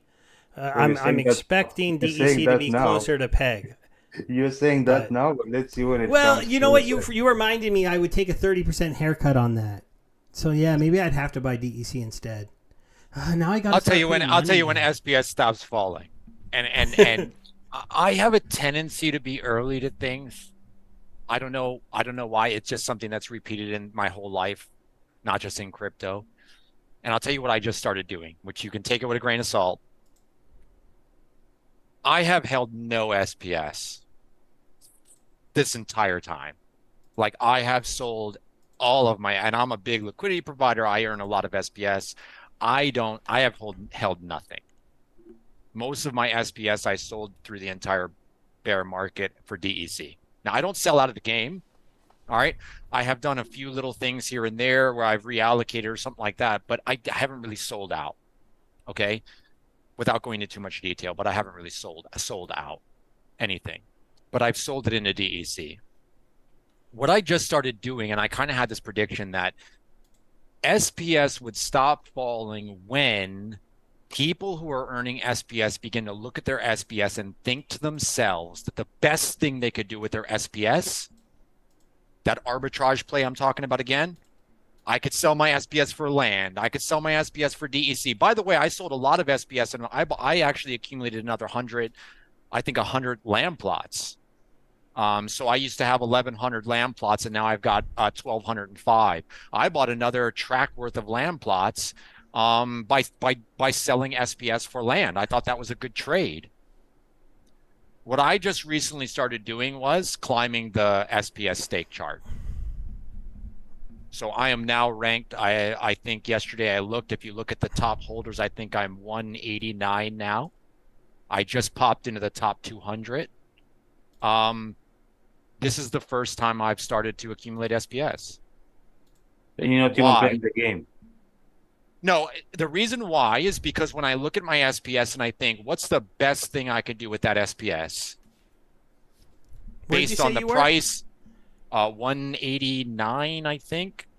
Let's see if you passed me. I just popped into 200.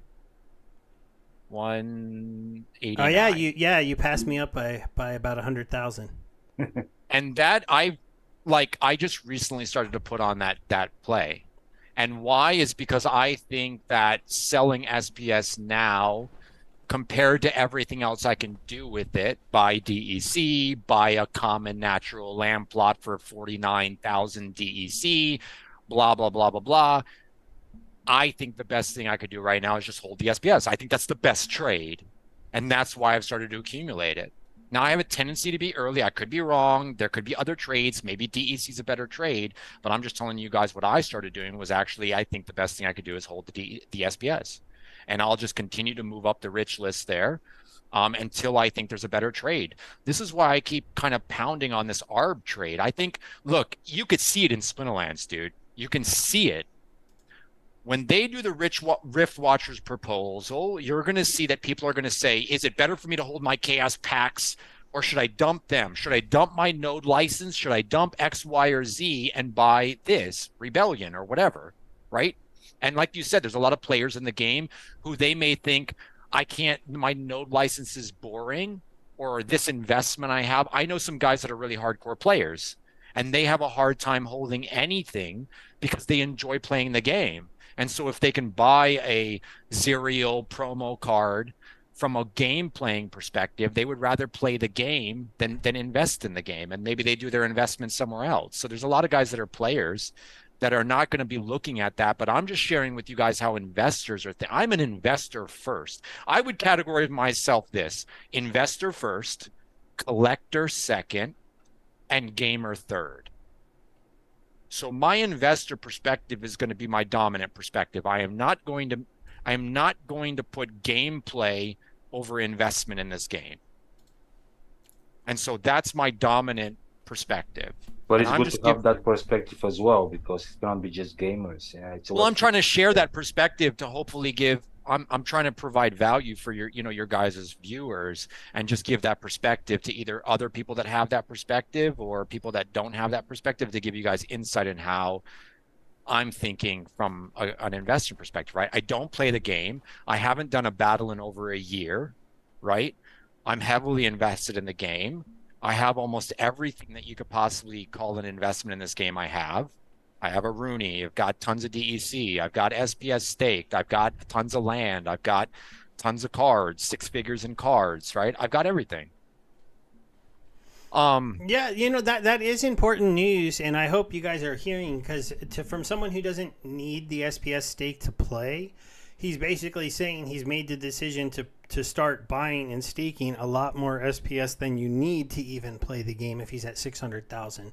Because it's only about I think 450,000 to top end rewards in champion, and if he's not even playing, that doesn't even apply to you. So that's actually some interesting information for me to hear because I wasn't sure. There was a lot of talk by a lot of people back in the day that if SPS hit a penny or 2 cents that people would become major buyers, and a lot of people had that mindset when it was at 10 cents, 15 cents. I want a ton of this things. This coin's going to do the flywheel. It's going to be so amazing. If I get that chance, I'm going to do it. Then that chance comes and they don't pull that trigger because they've let the process of falling from that 15-cent mark to that 1.5-cent mark to shake their confidence in the coin, in the flywheel, in the project. And that's one of the things that I remember. And I don't want to. I'm still buying stuff. I still buy stuff every week in this ecosystem. It's not as much SPS as I'd like because I'm buying DEC to get ready for land. But this is the mindset I'm having right now. Is I just want to buy more of these assets, hoping that this can turn around. I'm not being irresponsible. I'm not mortgaging the house. I'm not putting stuff on credit cards. But the money I can bring in, I'm bringing in. But that's what you described. People saying, yeah, this coin now is too expensive. I cannot buy it. I'll wait until it retraces, and when it goes back, oh no, it's falling down too much. I cannot buy it now because it's going to zero. And then, oh, I should have bought it because now it's twice what it was, but now it's too expensive to buy it anyways. And it's like repeating cycle, like people waiting for the best price to jump in, and then it never comes. And then once they do it, they buy at the high, they sell at the low, and they're done. And we see it all the time. And no matter how many times you explain to a person that if whenever you want to get into project, your best way, no matter what project is, your best way is to dollar cost average, just to prevent yourself from all these cycles. Nobody pays attention because they're like, oh no, it's so cheap now. I'm going to buy all in now because it's so cheap, it cannot go any lower. And then, lo and behold, the next week is like half the price.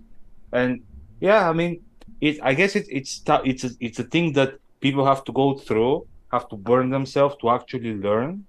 But once you get the discipline, and once you learn that your only way into going, like entering something, is to dollar cost average, then it becomes way easier to manage expectations, to manage funds, to manage risk.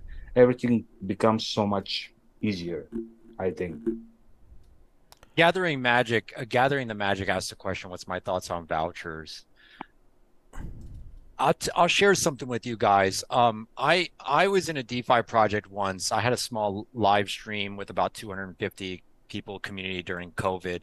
And I got into a project that was relatively small, and I was able to speak directly to the developer. It was a one developer project, DeFi project. This guy was a whiz with tokenomics. He was very smart, and he claimed to have worked for Goldman Sachs before. I don't know if he was just blowing smoke up my butt, but he seemed to have a really good resume, and he taught me a lot of things. And one thing he taught me, which I never forgot, okay, was he said this to me. He goes, liquidity is king. Don't ever forget that. And that has echoed in my head, man, for almost every day. Liquidity is king. Liquidity is king. So gathering the magic, here's the problem I have with vouchers. It's very simple. Okay. Vouchers, from a liquidity is king perspective, is one of the most ugly setups I have ever seen. Let me give you an example why. If you go on the rich list and you look at holders of vouchers, there is tens of thousands of vouchers. I mean, right there, you can see it. You've got Aggro holding 137,000 on just one account. Game Slayer 118,000. These are massive numbers compared to voucher liquidity. And this is why I run from vouchers. Because you are one of these top guys, one who wakes up one day and decides, for whatever reason, and I'm just talking about one out of the top 50, let's say anybody that's holding 10,000 vouchers or above, one of those guys wakes up and goes, you know what? I'm just going to take what I can get. And he goes over to dump his voucher position, and vouchers are at a fraction of a penny. And I run from that situation. Now, the opposite of vouchers for me is like DEC. You have supply being burned every day. So you got the scarcity play in. Okay, you don't have the crypto upside because it's pegged at $1, but you've got the opposite setup. You don't have the deep liquidity, but you've got this shrinking supply. You've got Splinterlands throwing everything they have to defend DEC. I love that setup. So for me, DEC has been an awesome play. Okay. You've got everybody FOMOing, you've got the shortage feeling. And like I said, every update, everything is about DEC to peg and get land out. So those two plays for me is big. Land is the most scarce thing in this game. I heard a question asked on the town hall. They asked, yeah, but if you plan on producing more land, he made two main points to think about. Number one, no. And number two, it would be a DAO proposal. The biggest SPS stakeholders in this game are landholders. Okay. And unless they are greatly compensated for more land being produced in this game, it ain't going to pass. Never. So Yeah, no land way. is the scarce play. Land is the most scarce. If you like scarcity, okay, but let me add one more little wrench in the scarcity play. Okay, hopefully I'm not diverting too much from the topic, but okay, so that's my voucher perspective. Okay, liquidity setup on vouchers, the worst I've ever seen. I run from it. Every time I accumulate about 100 of them, I dump them. I don't want any exposure. Okay, liquidity setup is terrible. Okay, other topic here, scarcity real quick. Scarcity play. All right. Somebody might argue, well, wait a minute, bro. Land isn't the most scarce thing. Alpha gold foil legendary cards are the most scarce thing. Here's what I think the big difference is here with scarcity and why land I think is a better scarce play than, let's say, alpha gold foil legendaries. Not to cool if you had those are really cool. Land will always have a developer. Okay, there will always be some developer working on land and trying to make land a little bit better. And when you own land, you're capturing developer hours. Okay, so if every hour that a developer dedicates to land to make land a little bit better, every landholder captures that value. And that might be microscopic value. Let's say one developer hour on land is worth a penny per land plot. Fine. Well, I'm capturing a penny. And if you get 1,000 developer hours, if you get 5 developers working on it, you're capturing that value. Land, I don't see a point in time where land ever does not have some level of developers be dedicated to at least making land a little bit better on some small scale.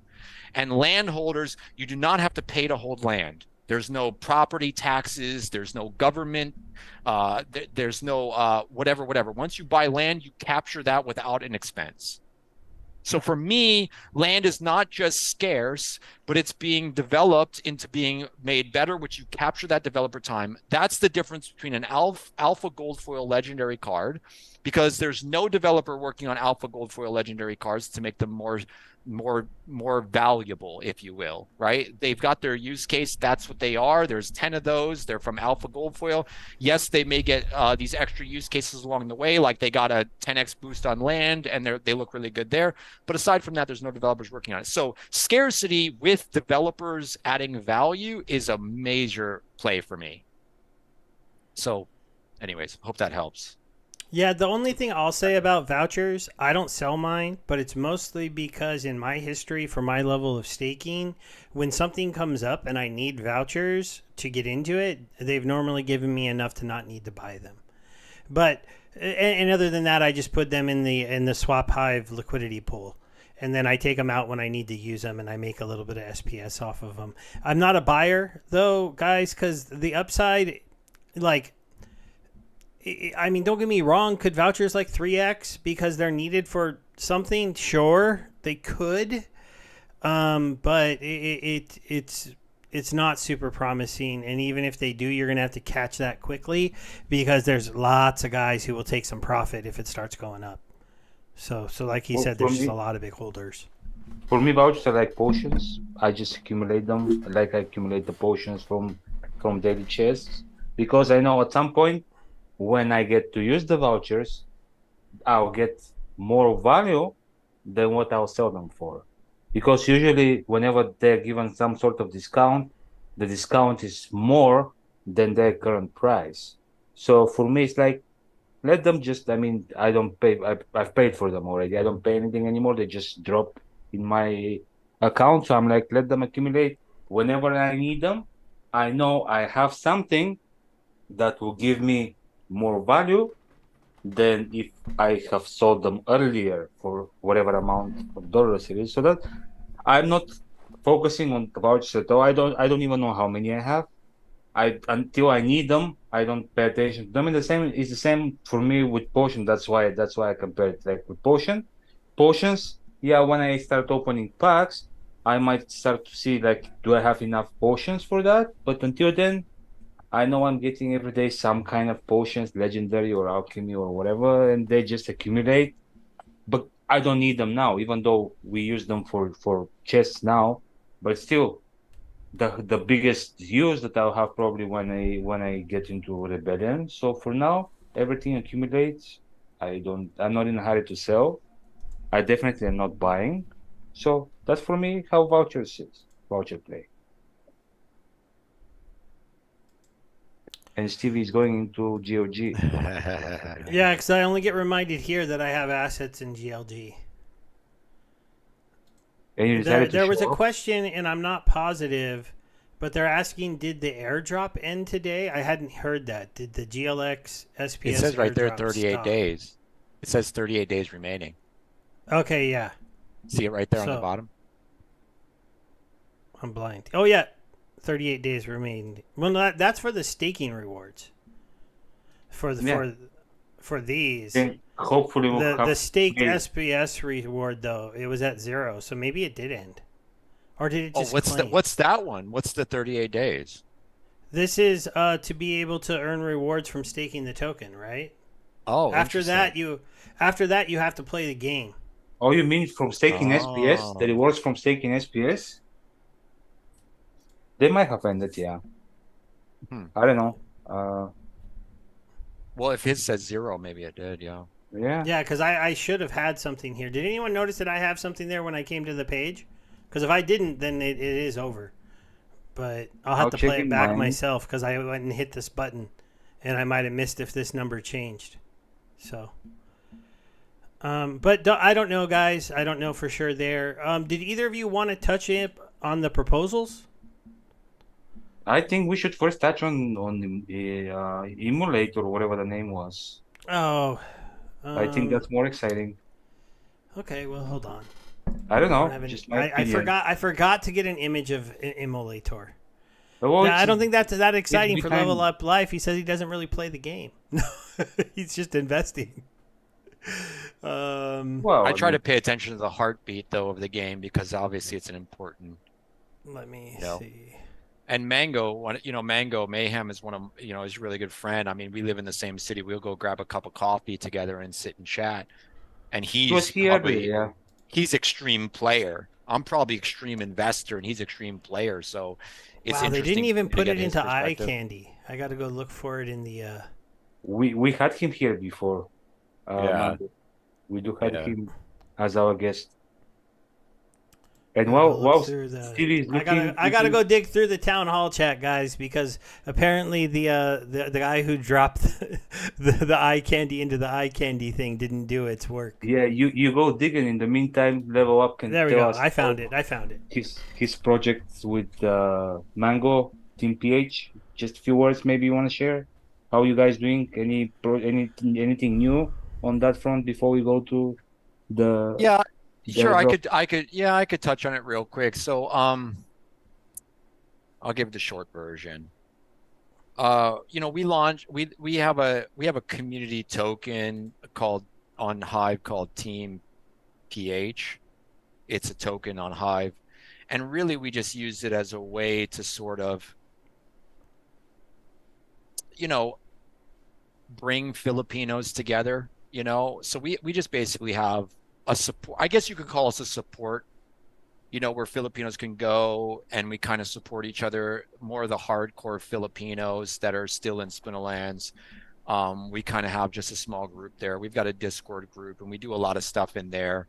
And it's really just a support mechanism for Filipinos, a lot of buying and selling of things. And I think the Filipino community and Filipino players, there is some, it is a large percentage of Splinterlands players.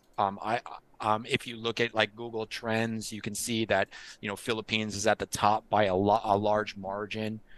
And there is needs and support that is unique to a Filipino player or a Filipino whatever, a Filipino player has different, different needs. And for example, there's different payment rails over here, just to give you guys an example, right? I mean, Filipinos don't use PayPal. They don't use Zelly. They don't use what's the other one? Venmo. They don't use any of that, right? They have different payment rails over here. They have Gcash and coins.ph. So for example, that's one example, right? So where you may see in the buy and sell of main Splinterlands Discord, where you see people saying, I'm looking to buy and sell DEC for Zelly or PayPal or something like that. I mean, that's a different payment rail. So that's one example, right? And they also, Splinterlands accounts, I've seen a lot of Filipino players treat their Splinterlands account more like a bank account, right? Where they may use it as a savings account, right? In an emergency situation, they may draw on their Splinterlands account like a bank account.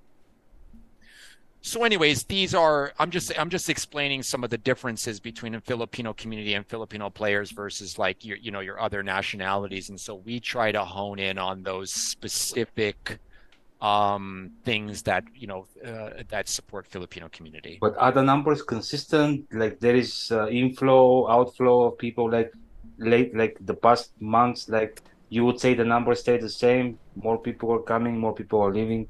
How is on your end? I'll say it this way. Filipino players are very, very sensitive to changes. So and they're very quick. So for example, if there's a change today, everybody will rush, boom. And then if it changes again, boom, like that. And so it's very, very sensitive. You can feel it, And I think when you see these really benchmark moment changes in Splinterlands, you really see how it impacts the Filipino community. So for example, this whole like bot in modern and whatnot is very, very impactful on the Filipino community. Positively or negatively? Okay, so when we first saw the I think it was a proposal that was proposed. It was a very like whim proposal that said remove bots from the game, and then it passed. I don't know if you guys remember that. It was like a proposal that began to. There was a rumor that started to spread through the Filipino community, like, oh wait, bots may be getting beat up a bit here. This proposal is really good for us. And so you saw a little bit of an echoing. And then when it actually got implemented, we saw people that we hadn't seen in a long time come back.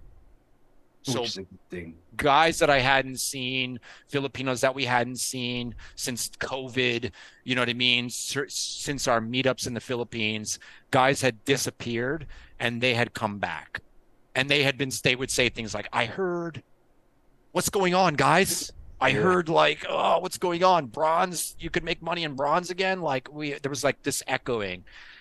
And then what happened was the bots got turned back on. Remember that? Remember the whole, it's not in the TOS yet, right? And then the bots got turned back on. Bro, they left again. Bro, they came and then the minute they left again. And now they come back. And they were gone. And now like we saw some come back. So it's very I have a theory though. I have a theory that, listen, let me say this because I think this is an important point to make, okay? There is a narrative around Filipino players, okay? And we know what those narratives are. They're very strong, like value extractors and this and that. Here's what I think. I want to make this point because this is the point that's missed, okay? In the narrative is not touching on. Let me use an analogy. Imagine there's a mountain and someone finds gold in the mountain, okay? And then that spreads. And a bunch of people show up to look for this gold because gold was found in the hills. And a bunch of people show up. What people miss is all of the side effects, all of the ripple effects of that gold being found in the mountain. For example, you need restaurants. You need someone selling picks and shovels. You need a brothel now, right? You need like a whole economy spurs up from that one scenario. So although, yes, a lot of the narrative around the Filipino community is that there's thousands of Filipinos all sitting on their cell phones trying to farm pennies, On right? several This is the on narrative. several And then they're fronts. cashing out so they can eat because they're all starving to death, right? This is like the narrative, right? And if you don't dig into it, it just seems like that's what's, oh, we don't want Filipinos because all they do is penny, penny, penny, penny, right? What's being missed is if you went into these private groups and you went into these little side groups, go join. I challenge everybody, go join Splinterlands PH Facebook group and just follow it. There's a translator button so you can kind of follow it. There's sometimes hundreds of posts a day, buying, selling, trading, information, people trying to monetize a YouTube channel, people trying to pull people from other games into Splinterlands. There's so much action. There's whales that come in to try to make money from the small guy who doesn't speak English. So the educated Filipino will come in and try to, steal pennies from the small guys so that they can make a profit. And there's this huge economy that blooms and blossoms from that activity. And this is why bots and Filipinos should not be mixed together, because bots don't do that. There's no economy that spurs up. Let's use the same analogy of gold in the hills.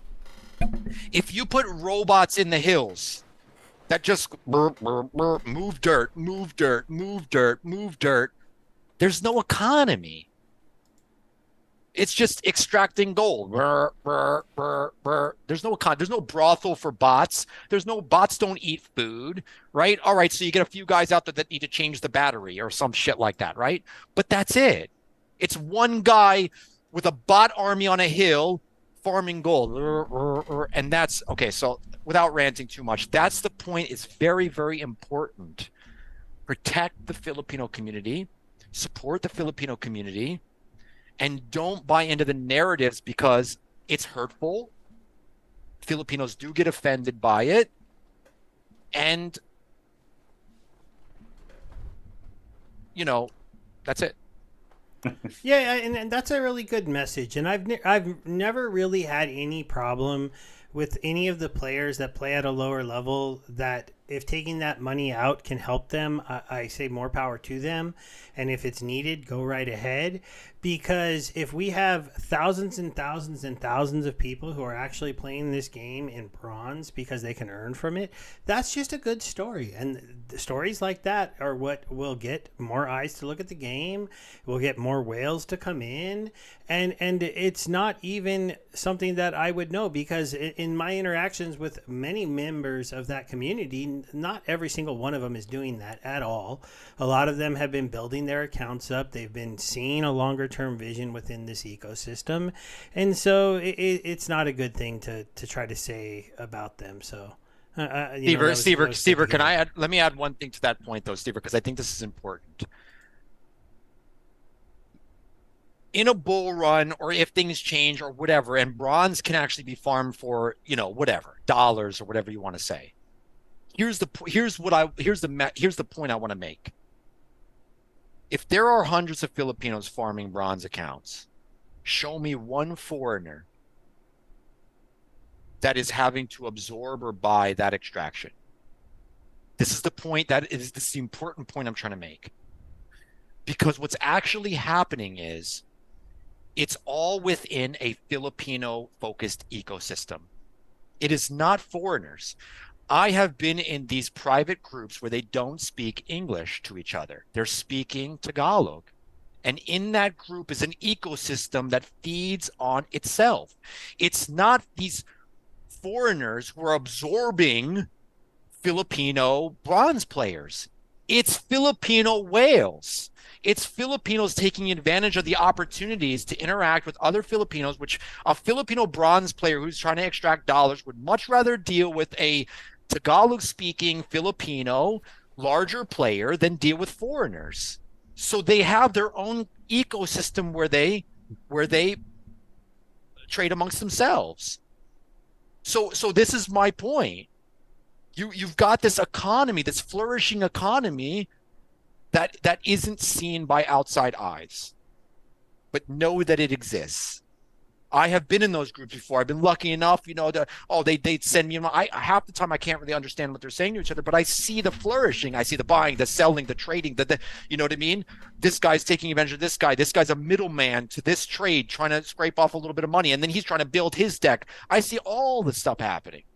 I see big Filipino whales who are trying to get to 500,000 SPS stake because they're a champion player. So this idea that it's Filipino verse or Filipinos and foreigners or Filipinos that are foreigners are absorbing all this Filipino, but it's not. It's not. Yeah, sorry, the chat killed me there. That's why I started to laugh. I didn't mean to giggle while you were talking. Harry, dude, Harry I get way too joke. passionate, man. That's why I can't be a live streamer, because if I get on these things and I just the chat wants to give you the position of Agi, like a hype man for the game. Yeah, they want you to be the new hype guy, and you've got somebody punching holes in his sheetrock looking for Filipino gold robot players. He's super hyped. So that killed me. I was like, oh my god. I don't know why I get like that, man. I don't know why I get like these topics are just like.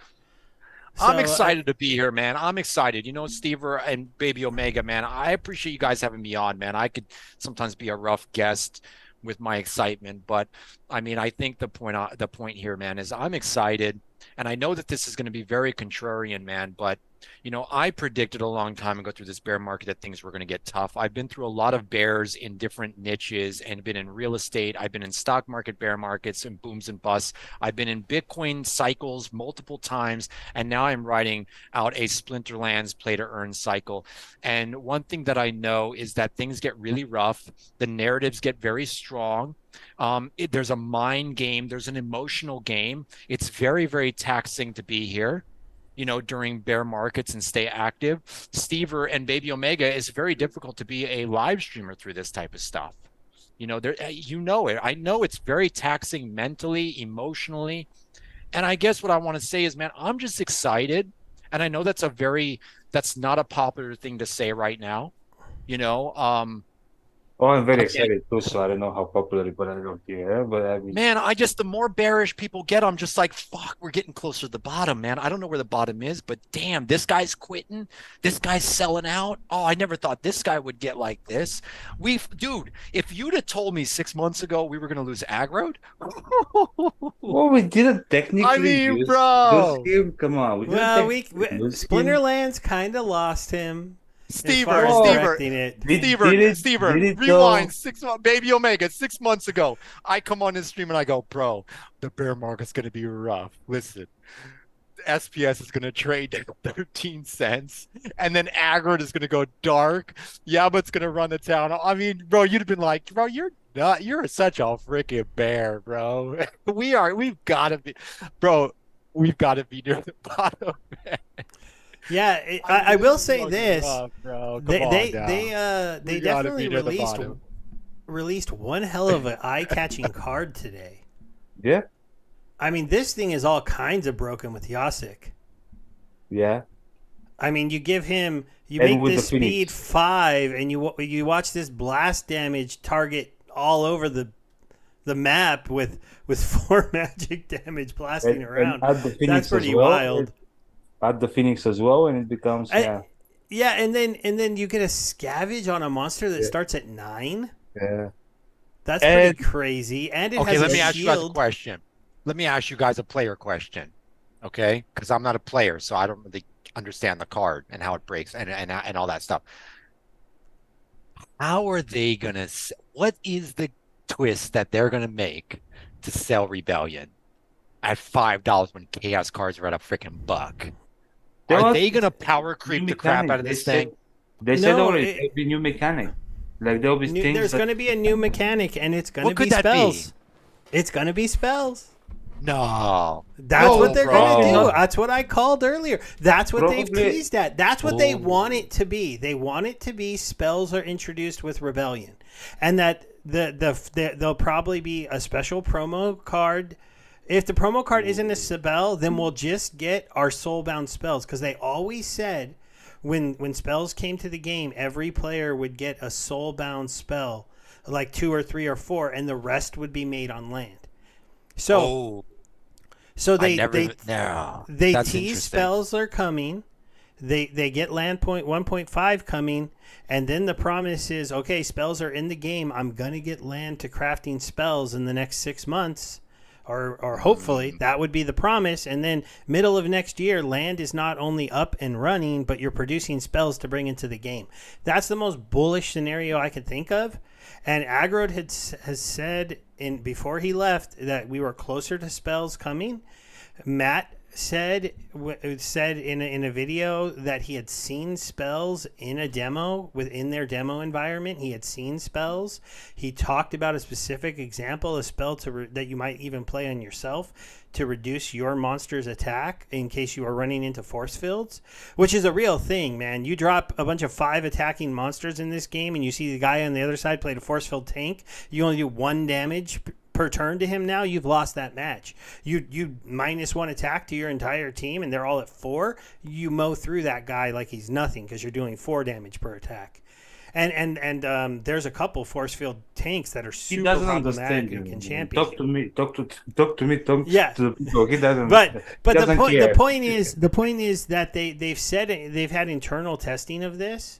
And that, to me, would be the biggest thing to add in with Rebellion. Also, the other little jinky thing for them is the dual cost summoners are supposed to come out in this set. I don't know if that's enough to push it, though, because those summoners were supposed to also be kind of weak, just allow you to play with two splinters and not have a really cool ability. Well, what if they're not? But with, they could make them more spicy. But we also have, theoretically, the new 7 or 8 or 9 cost legendary summoners coming to the game. They'll be the airdrop cards in theory, because the 7 cost legendary untamed summoners are moving to wild. So now the current 6 drop legendaries will be the new kings of modern until whatever big legendary summoners come out in Rebellion. So that will be the big thing. It'll be your replacements for Jotun, your replacement for Kitty, your replacement for Llama, your replacement for those really pillars of the current modern game are probably going to come from Rebellion. The real powerful, like, over-the-top cards. And that's what's going to probably be driving those sales. But I really think that the new mechanic is going to be playing spells. They're probably going to be like a handful of them, and we're all going to get them. And so it's going to be kind of fair, and it's not going to be, because if we all get like a spell to give all your guys 1 attack, all your guys -1 attack, all your opponents -1 this, -that, it's a pretty easy thing to add in. And then they can work on the more complex spells that they want to let us craft on land while they're actually building that out. But the actual mechanic could be in the game. I don't think it's going to be spells, but it will be some mechanic that is different than what it is now. And it will be for the new cards only. So that will drive interest in valuing them. So speculate, Bebeomega, speculate on that. Speculate. What? Take a guess. What do you think it could be? If you don't think it's spells, I don't think it's spells just because it's something that we're supposed to count on land for. So if for example, like Stevie said, if they say for pre-sale the promotion is a spell, people that are buying into that spell being unique at the moment, at some point when actual land is there and people can produce way more powerful items than spells, that spell probably loses a lot of its value. So I'm thinking it's something similar. Like there'll be something affecting like another level. I think it will be another level of gameplay. Like there'll be some ways you can adjust the outcome once you see the playing field. But I don't think it will be exactly the item and spells that we're going to see from land. And that's just my speculation. I admit a promo spell would kind of maybe bug some of the bigger landholders because we're supposed to be able to make the spells. So I could be wrong on that. But they need to sell a lot of Rebellion packs, man. And they really do need to make a statement. It sounds like both of you guys are on a similar page in the sense that it feels a little even if it is spells, a little power creep, you know, Yeah, no, where without buying Rift, if you're a player of the game without buying some Rebellion, you're going to be at a disadvantage. yeah, they have to make it this way if they want to really True. push Yeah, the well, sale. Which power kind of creep sucks is, from an is investment. definitely. I don't like that. I don't like that. I don't like from an investment standpoint. I don't like that. You know, Gathering the Magic said something. He said Yoden and Kitty price is going to tank. Then question mark. I'll tell you something interesting, and I don't know if how many other people are like me. I have a lot of Yodens, a lot of kitties. I rent them out. They rent really good. Here's my thoughts. I told you guys I'm an investor first and collector second. I don't know how many other people, I don't hear people talk about being a collector really that much. But the most collectible cards for me, and they give me like this collector's itch, is the legendary summoners from Untamed. Yeah, well, I mean, So the I'm going kid to tell is you guys really something this is probably totally contrarian and very strange to most people maybe that play this game. But I would actually enjoy the prices of Yodens and kitties coming down a little bit so that I could buy more, because I'm a little bit like a hoarder collector. Like, I would love to brag about the fact that I have like, yo, I've got freaking 50 kitties. Even if people were like not caring about the game aspect of it, I don't know, man. I have this little thing for those legendary summoners, dude. Like, I just like to look at them. I'm just like, oh, Yodens. Yeah, I've only got the one of each. You know, I've got the one of each, and I was joking last stream that like I don't think I'll end up selling them. Instead, I'm just gonna stake them into a keep together. And so my legendary summoners are gonna sit in one of my keeps together. They're just gonna be chilling. Dude, I will, bro. I swear to God, remember me. If I become a Bitcoin multi-millionaire, I am buying every kitty, Yoden, Lyra Deep Swimmer, freaking Mimosa Nightshade. I'm buying all of them, dude. I will buy every single one. You want to dump them? Dump them on me. And then I'm going to brag. I'm going to do a live stream where all I do is show off my Untamed Legendary Summoners. And then new people 5 years from now are going to go, damn. Look at that freaking kitty collection from what, 2000, when did those come out? 2018 or 2020 or however long it's been. I forgot, but yeah, basically you want to be the cool kid on the block that holds all the cool stuff, right? Yeah, I mean same thing with like Matt Clark with his flesh golems that he's exactly. Yeah, perfect example. Yeah. I have that. I'm like, I have that itch that he's got. What are they at nowadays, anyways? Let's see. The flesh golems? Or no, not the flesh golems. I want to be the Matt Clark of Yoden and kitties and llamas. That's it. He's my what I inspire to be at that level. I don't have a big enough collection to show off yet. Like, I don't have enough Yodens. 1,800 for that. And 2,000 for a kitty. That's still very high. No, I'll wait. Look, I can be patient. I will wait until the whole narrative of Untamed isn't cool anymore. I'll wait for that narrative. I can be patient. And as soon as everybody's like given up on Untamed, that narrative catches hold and everybody, oh my God, I better get a penny out of whatever I can get for a llama because they're worthless now. And I'm just going to swoop in and be like, whoop. And then they'll never hit the market again and I'll hold them forever. And then when I'm on my deathbed and I'm 91 years old and I'm like telling my kids, here's the keys to my Splinterlands account. Don't ever sell Don't sell the Yodens. don't sell the Yodens. You can sell the rest, but you keep the Yodens. Oh yeah, I'm giving you this fortune because one card will be like $10,000, for example. Do you think we'll get another card in Rebellion that has True Strike on a summoner? No. Or do you think Kitty's going to be a standalone?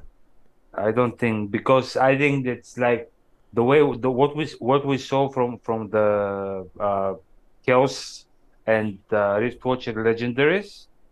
I mean, not Rift Watcher, but the Chaos legendary summoners. We saw there was kind of balancing, like everything kind of countered each other. Like there were always counters to everything, and that was the way I'm thinking intentionally done in a way to not have something as broken as what they had before with the Kiri and the Llama and the Yodin. So I think they'll Yeah, keep this way of I'll say that the two abilities I think we will never see again on summoners are Blast and True Strike. Llama was only broken until these came along, and then it wasn't broken anymore. It was just good. So low mana match. It was still broken for quite a while. yeah, but they added some fixes into where you can't just Llama because there's some oppress Death Strike monsters in the game now that can counter that and hit your one super monster for like 20 damage on one attack. It's kind of crazy. But I'll tell you a card that's personal to my heart from a collector's perspective. It's the Lyra Deep Swimmer. you like Because the it's Lyra, counter to huh? Yodin. Yeah. I don't care about the she's stats. not a monster, right? No, Lyra Deep A Swimmer is the summoner. summoner. Yeah, the water She's one. counter to Yodin. That's why I like it. Oh, you mean Little Deep this Swimmer, yeah. guy? You're Where? talking about the Yes. what's his name's card? This is oh, he doesn't stream anymore, but he used to. He used to do Dude, the if you monster, pull up my account, and you look Neil, at right? Isn't this I- Neil's I- card? I- Neil I probably Neil shouldn't tell people that. McSpreadsheet. He used to go by Neil McSpadden. He's the guy who designed this card is designed after. I didn't know that. Yeah, he had some health issues and he stopped streaming, I believe. Right. But I he's used to follow. still. I loved yeah. his stream because he was like investor focused, and it was like Yeah. I got a little bit of I like that dude. I wish he would come back and do those Wednesdays or whatever he used to do. McSpadden, man. Remember he used Deck to do 101? a long Remember time Deck ago. 101? Yeah, and he used to Oh, do bro. he Loved used to it. do the shows inside just the Discord, where you would go and do the show with him, and you could listen And there he before would he have that even little started theme streaming song. it. Remember that theme song before? He would play that like piano music, like Yep, it was like kind of like somebody made it or something. Neil Mick, I have the most assets in the game. I wonder if he did. still holds all his stuff because I don't talk to him anymore. I only used to talk to him on the streams and stuff like that. So, Yeah, but that was it's probably getting it's that was definitely a 10:30, community loss. guys. We have hit a 2-hour mark on the stream. 2.5 2.5. even. So I think it is time to start wrapping things up. It's getting kind of late for us here on the West Coast. I know you're just you streamed right through lunchtime, so you might want to go and get a snack for here pretty soon, maybe level up life. But Yeah. you want to go ahead and say goodbye to the crowd, and then I'll let Bebe talk and I'll sign us off. Yeah, guys, I would say I'll end it with this. I've been through a lot of boom, bust cycles, bear market, whatever you want to call it, and I can tell you guys,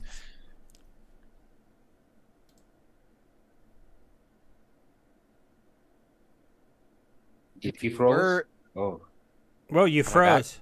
That was perfect timing. I'll tell you guys, and then you froze. yo, am I back? Am I back? Yeah, you're Yeah. back. You're back. My internet just went down. All right. Let me use an analogy real quick, okay? It's like imagine if you're digging for gold, and every time right before you would find gold, you would hit red sand, right? And so imagine you're digging and you find red sand. There's not a guarantee that there's gold, but every time you would find gold, you would hit red sand first. So what I would compare to that to the situation we're in is this. Right before you would experience good times, you would experience massive just negativity, emotional turmoil. You would have a narrative that would shake even the strongest people to the bones. And so what I can tell you is this. We are in red sand now.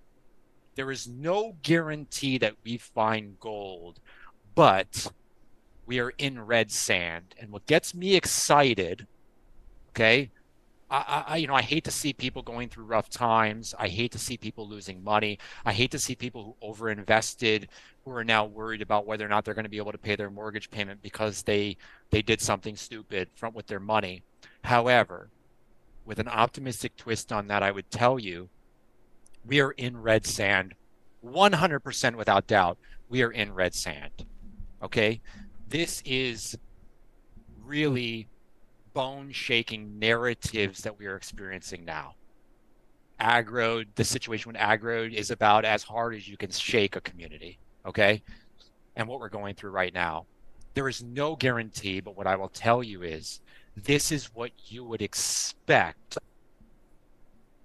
right before you would experience really amazing opportunities. So that gets me excited and also scared, because I think the natural defense mechanism that people are going to go through during a time like this is preparing themselves, bringing themselves back down, keeping their feet on the ground. That red sand may not equal gold, but I think we should allow ourselves to at least get excited that we have found red sand, because that's what we would expect right before gold. Okay? But we can stay grounded, and I think defense is the natural human instinct, because if you were to get too optimistic, you could suffer extreme letdown, and that's natural. But get excited. We are in red sand. We're experiencing bone-shaking stuff, and I'm really excited to be here. I'm excited for who's left. And a big shout out to Stever, Bebeomega, and everyone else who's been able to stream through this. And you guys know who you are. So I thank you guys for bringing me on. I'm excited. I'm here through this. I'm part of this community. I am not playing any other game. I am not part of any other community aside from Bitcoin, if you call that. But I don't really have a community. There's no community I'm following over there. I have some other tokens like Ethereum, but I am a Splinterlands investor. I'm here through this thing. I will provide my liquidity. I will continue to dig deep, and I'm prepared for as bad as this gets, and I'm prepared to go down with the ship. I don't have an exit plan, and I'm ready to ride this thing out. So I'm excited to be here, guys. Let's make this happen. I'm going to be digging in hard with the Filipino community. And if we come out the other end, we'll be welcoming the new Filipinos who arrive. We'll have a community for them to tap into. And I'm just excited, guys, all around. So let's make it happen. So do I say, Yeah, thank you. Thank you for coming to our show. Thank you for pouring your wisdom, your opinion, and your passion. I think it was a really interesting conversation that the audience enjoyed a lot. Just like you, I till the end. I mean, I'll ride till the end, ride or die. What was it? I'm going down with the ship if need be. But I'm pretty excited actually, since the whole change become obvious. Like, I'm pretty excited to see the vision of Matt unfolding. Pretty stoked that things are happening the way they're happening, and I'm all positive. And thank you guys for being around, and thank you for supporting our stream. And I hope you enjoyed this conversation as much as I did. Yeah. Thanks for that. Thanks for joining us tonight. It made it a much more interesting stream. It was nice to have somebody here who was so, pumped here, who had a different point of view than me. That like, wow, we had 6 months left, instead of me going, oh, we only have 6 months left. Sometimes you want to hear those type of things so you can see those other opinions, and that's great to see. Guys, I've said it. I'm buying assets right now. I'm not selling assets right now. And anything that I would sell would just to get funds ready to buy something else in a couple months. So that's kind of where I'm at within this game. And it just feels like now would be the wrong time to get scared and get shooken out if you're still here. If you held SPS down to 2 cents, why sell it at 1.5 cents? If you've kept your collection from, where it was up 2, 3, 4x, is now the time to really really get rid of it before the one thing that might pump it, land, actually comes into the ecosystem. If there's one thing Matt will do, I think hell or high water, is get land 1.5 out and do this pre-sale and get that going to try to get his flywheel finally rolling. And when he does that, I think that at minimum we're going to see things turn around a little bit. And so hold on, see where you are at that point, see if you're enjoying the game and if the community is coming back alive. And, you know, keep coming here. Support the people that are still streaming. We had Splinterlands TV come to an end. I'm going to be trying to be on Twitch and supporting the people that try to keep that going. And thank you all for being here. It does mean a lot to us, but it also does help, hopefully, more people hear about this game that we all care about a lot. All right. Thanks, everybody. Peace. Bye. All right, you guys.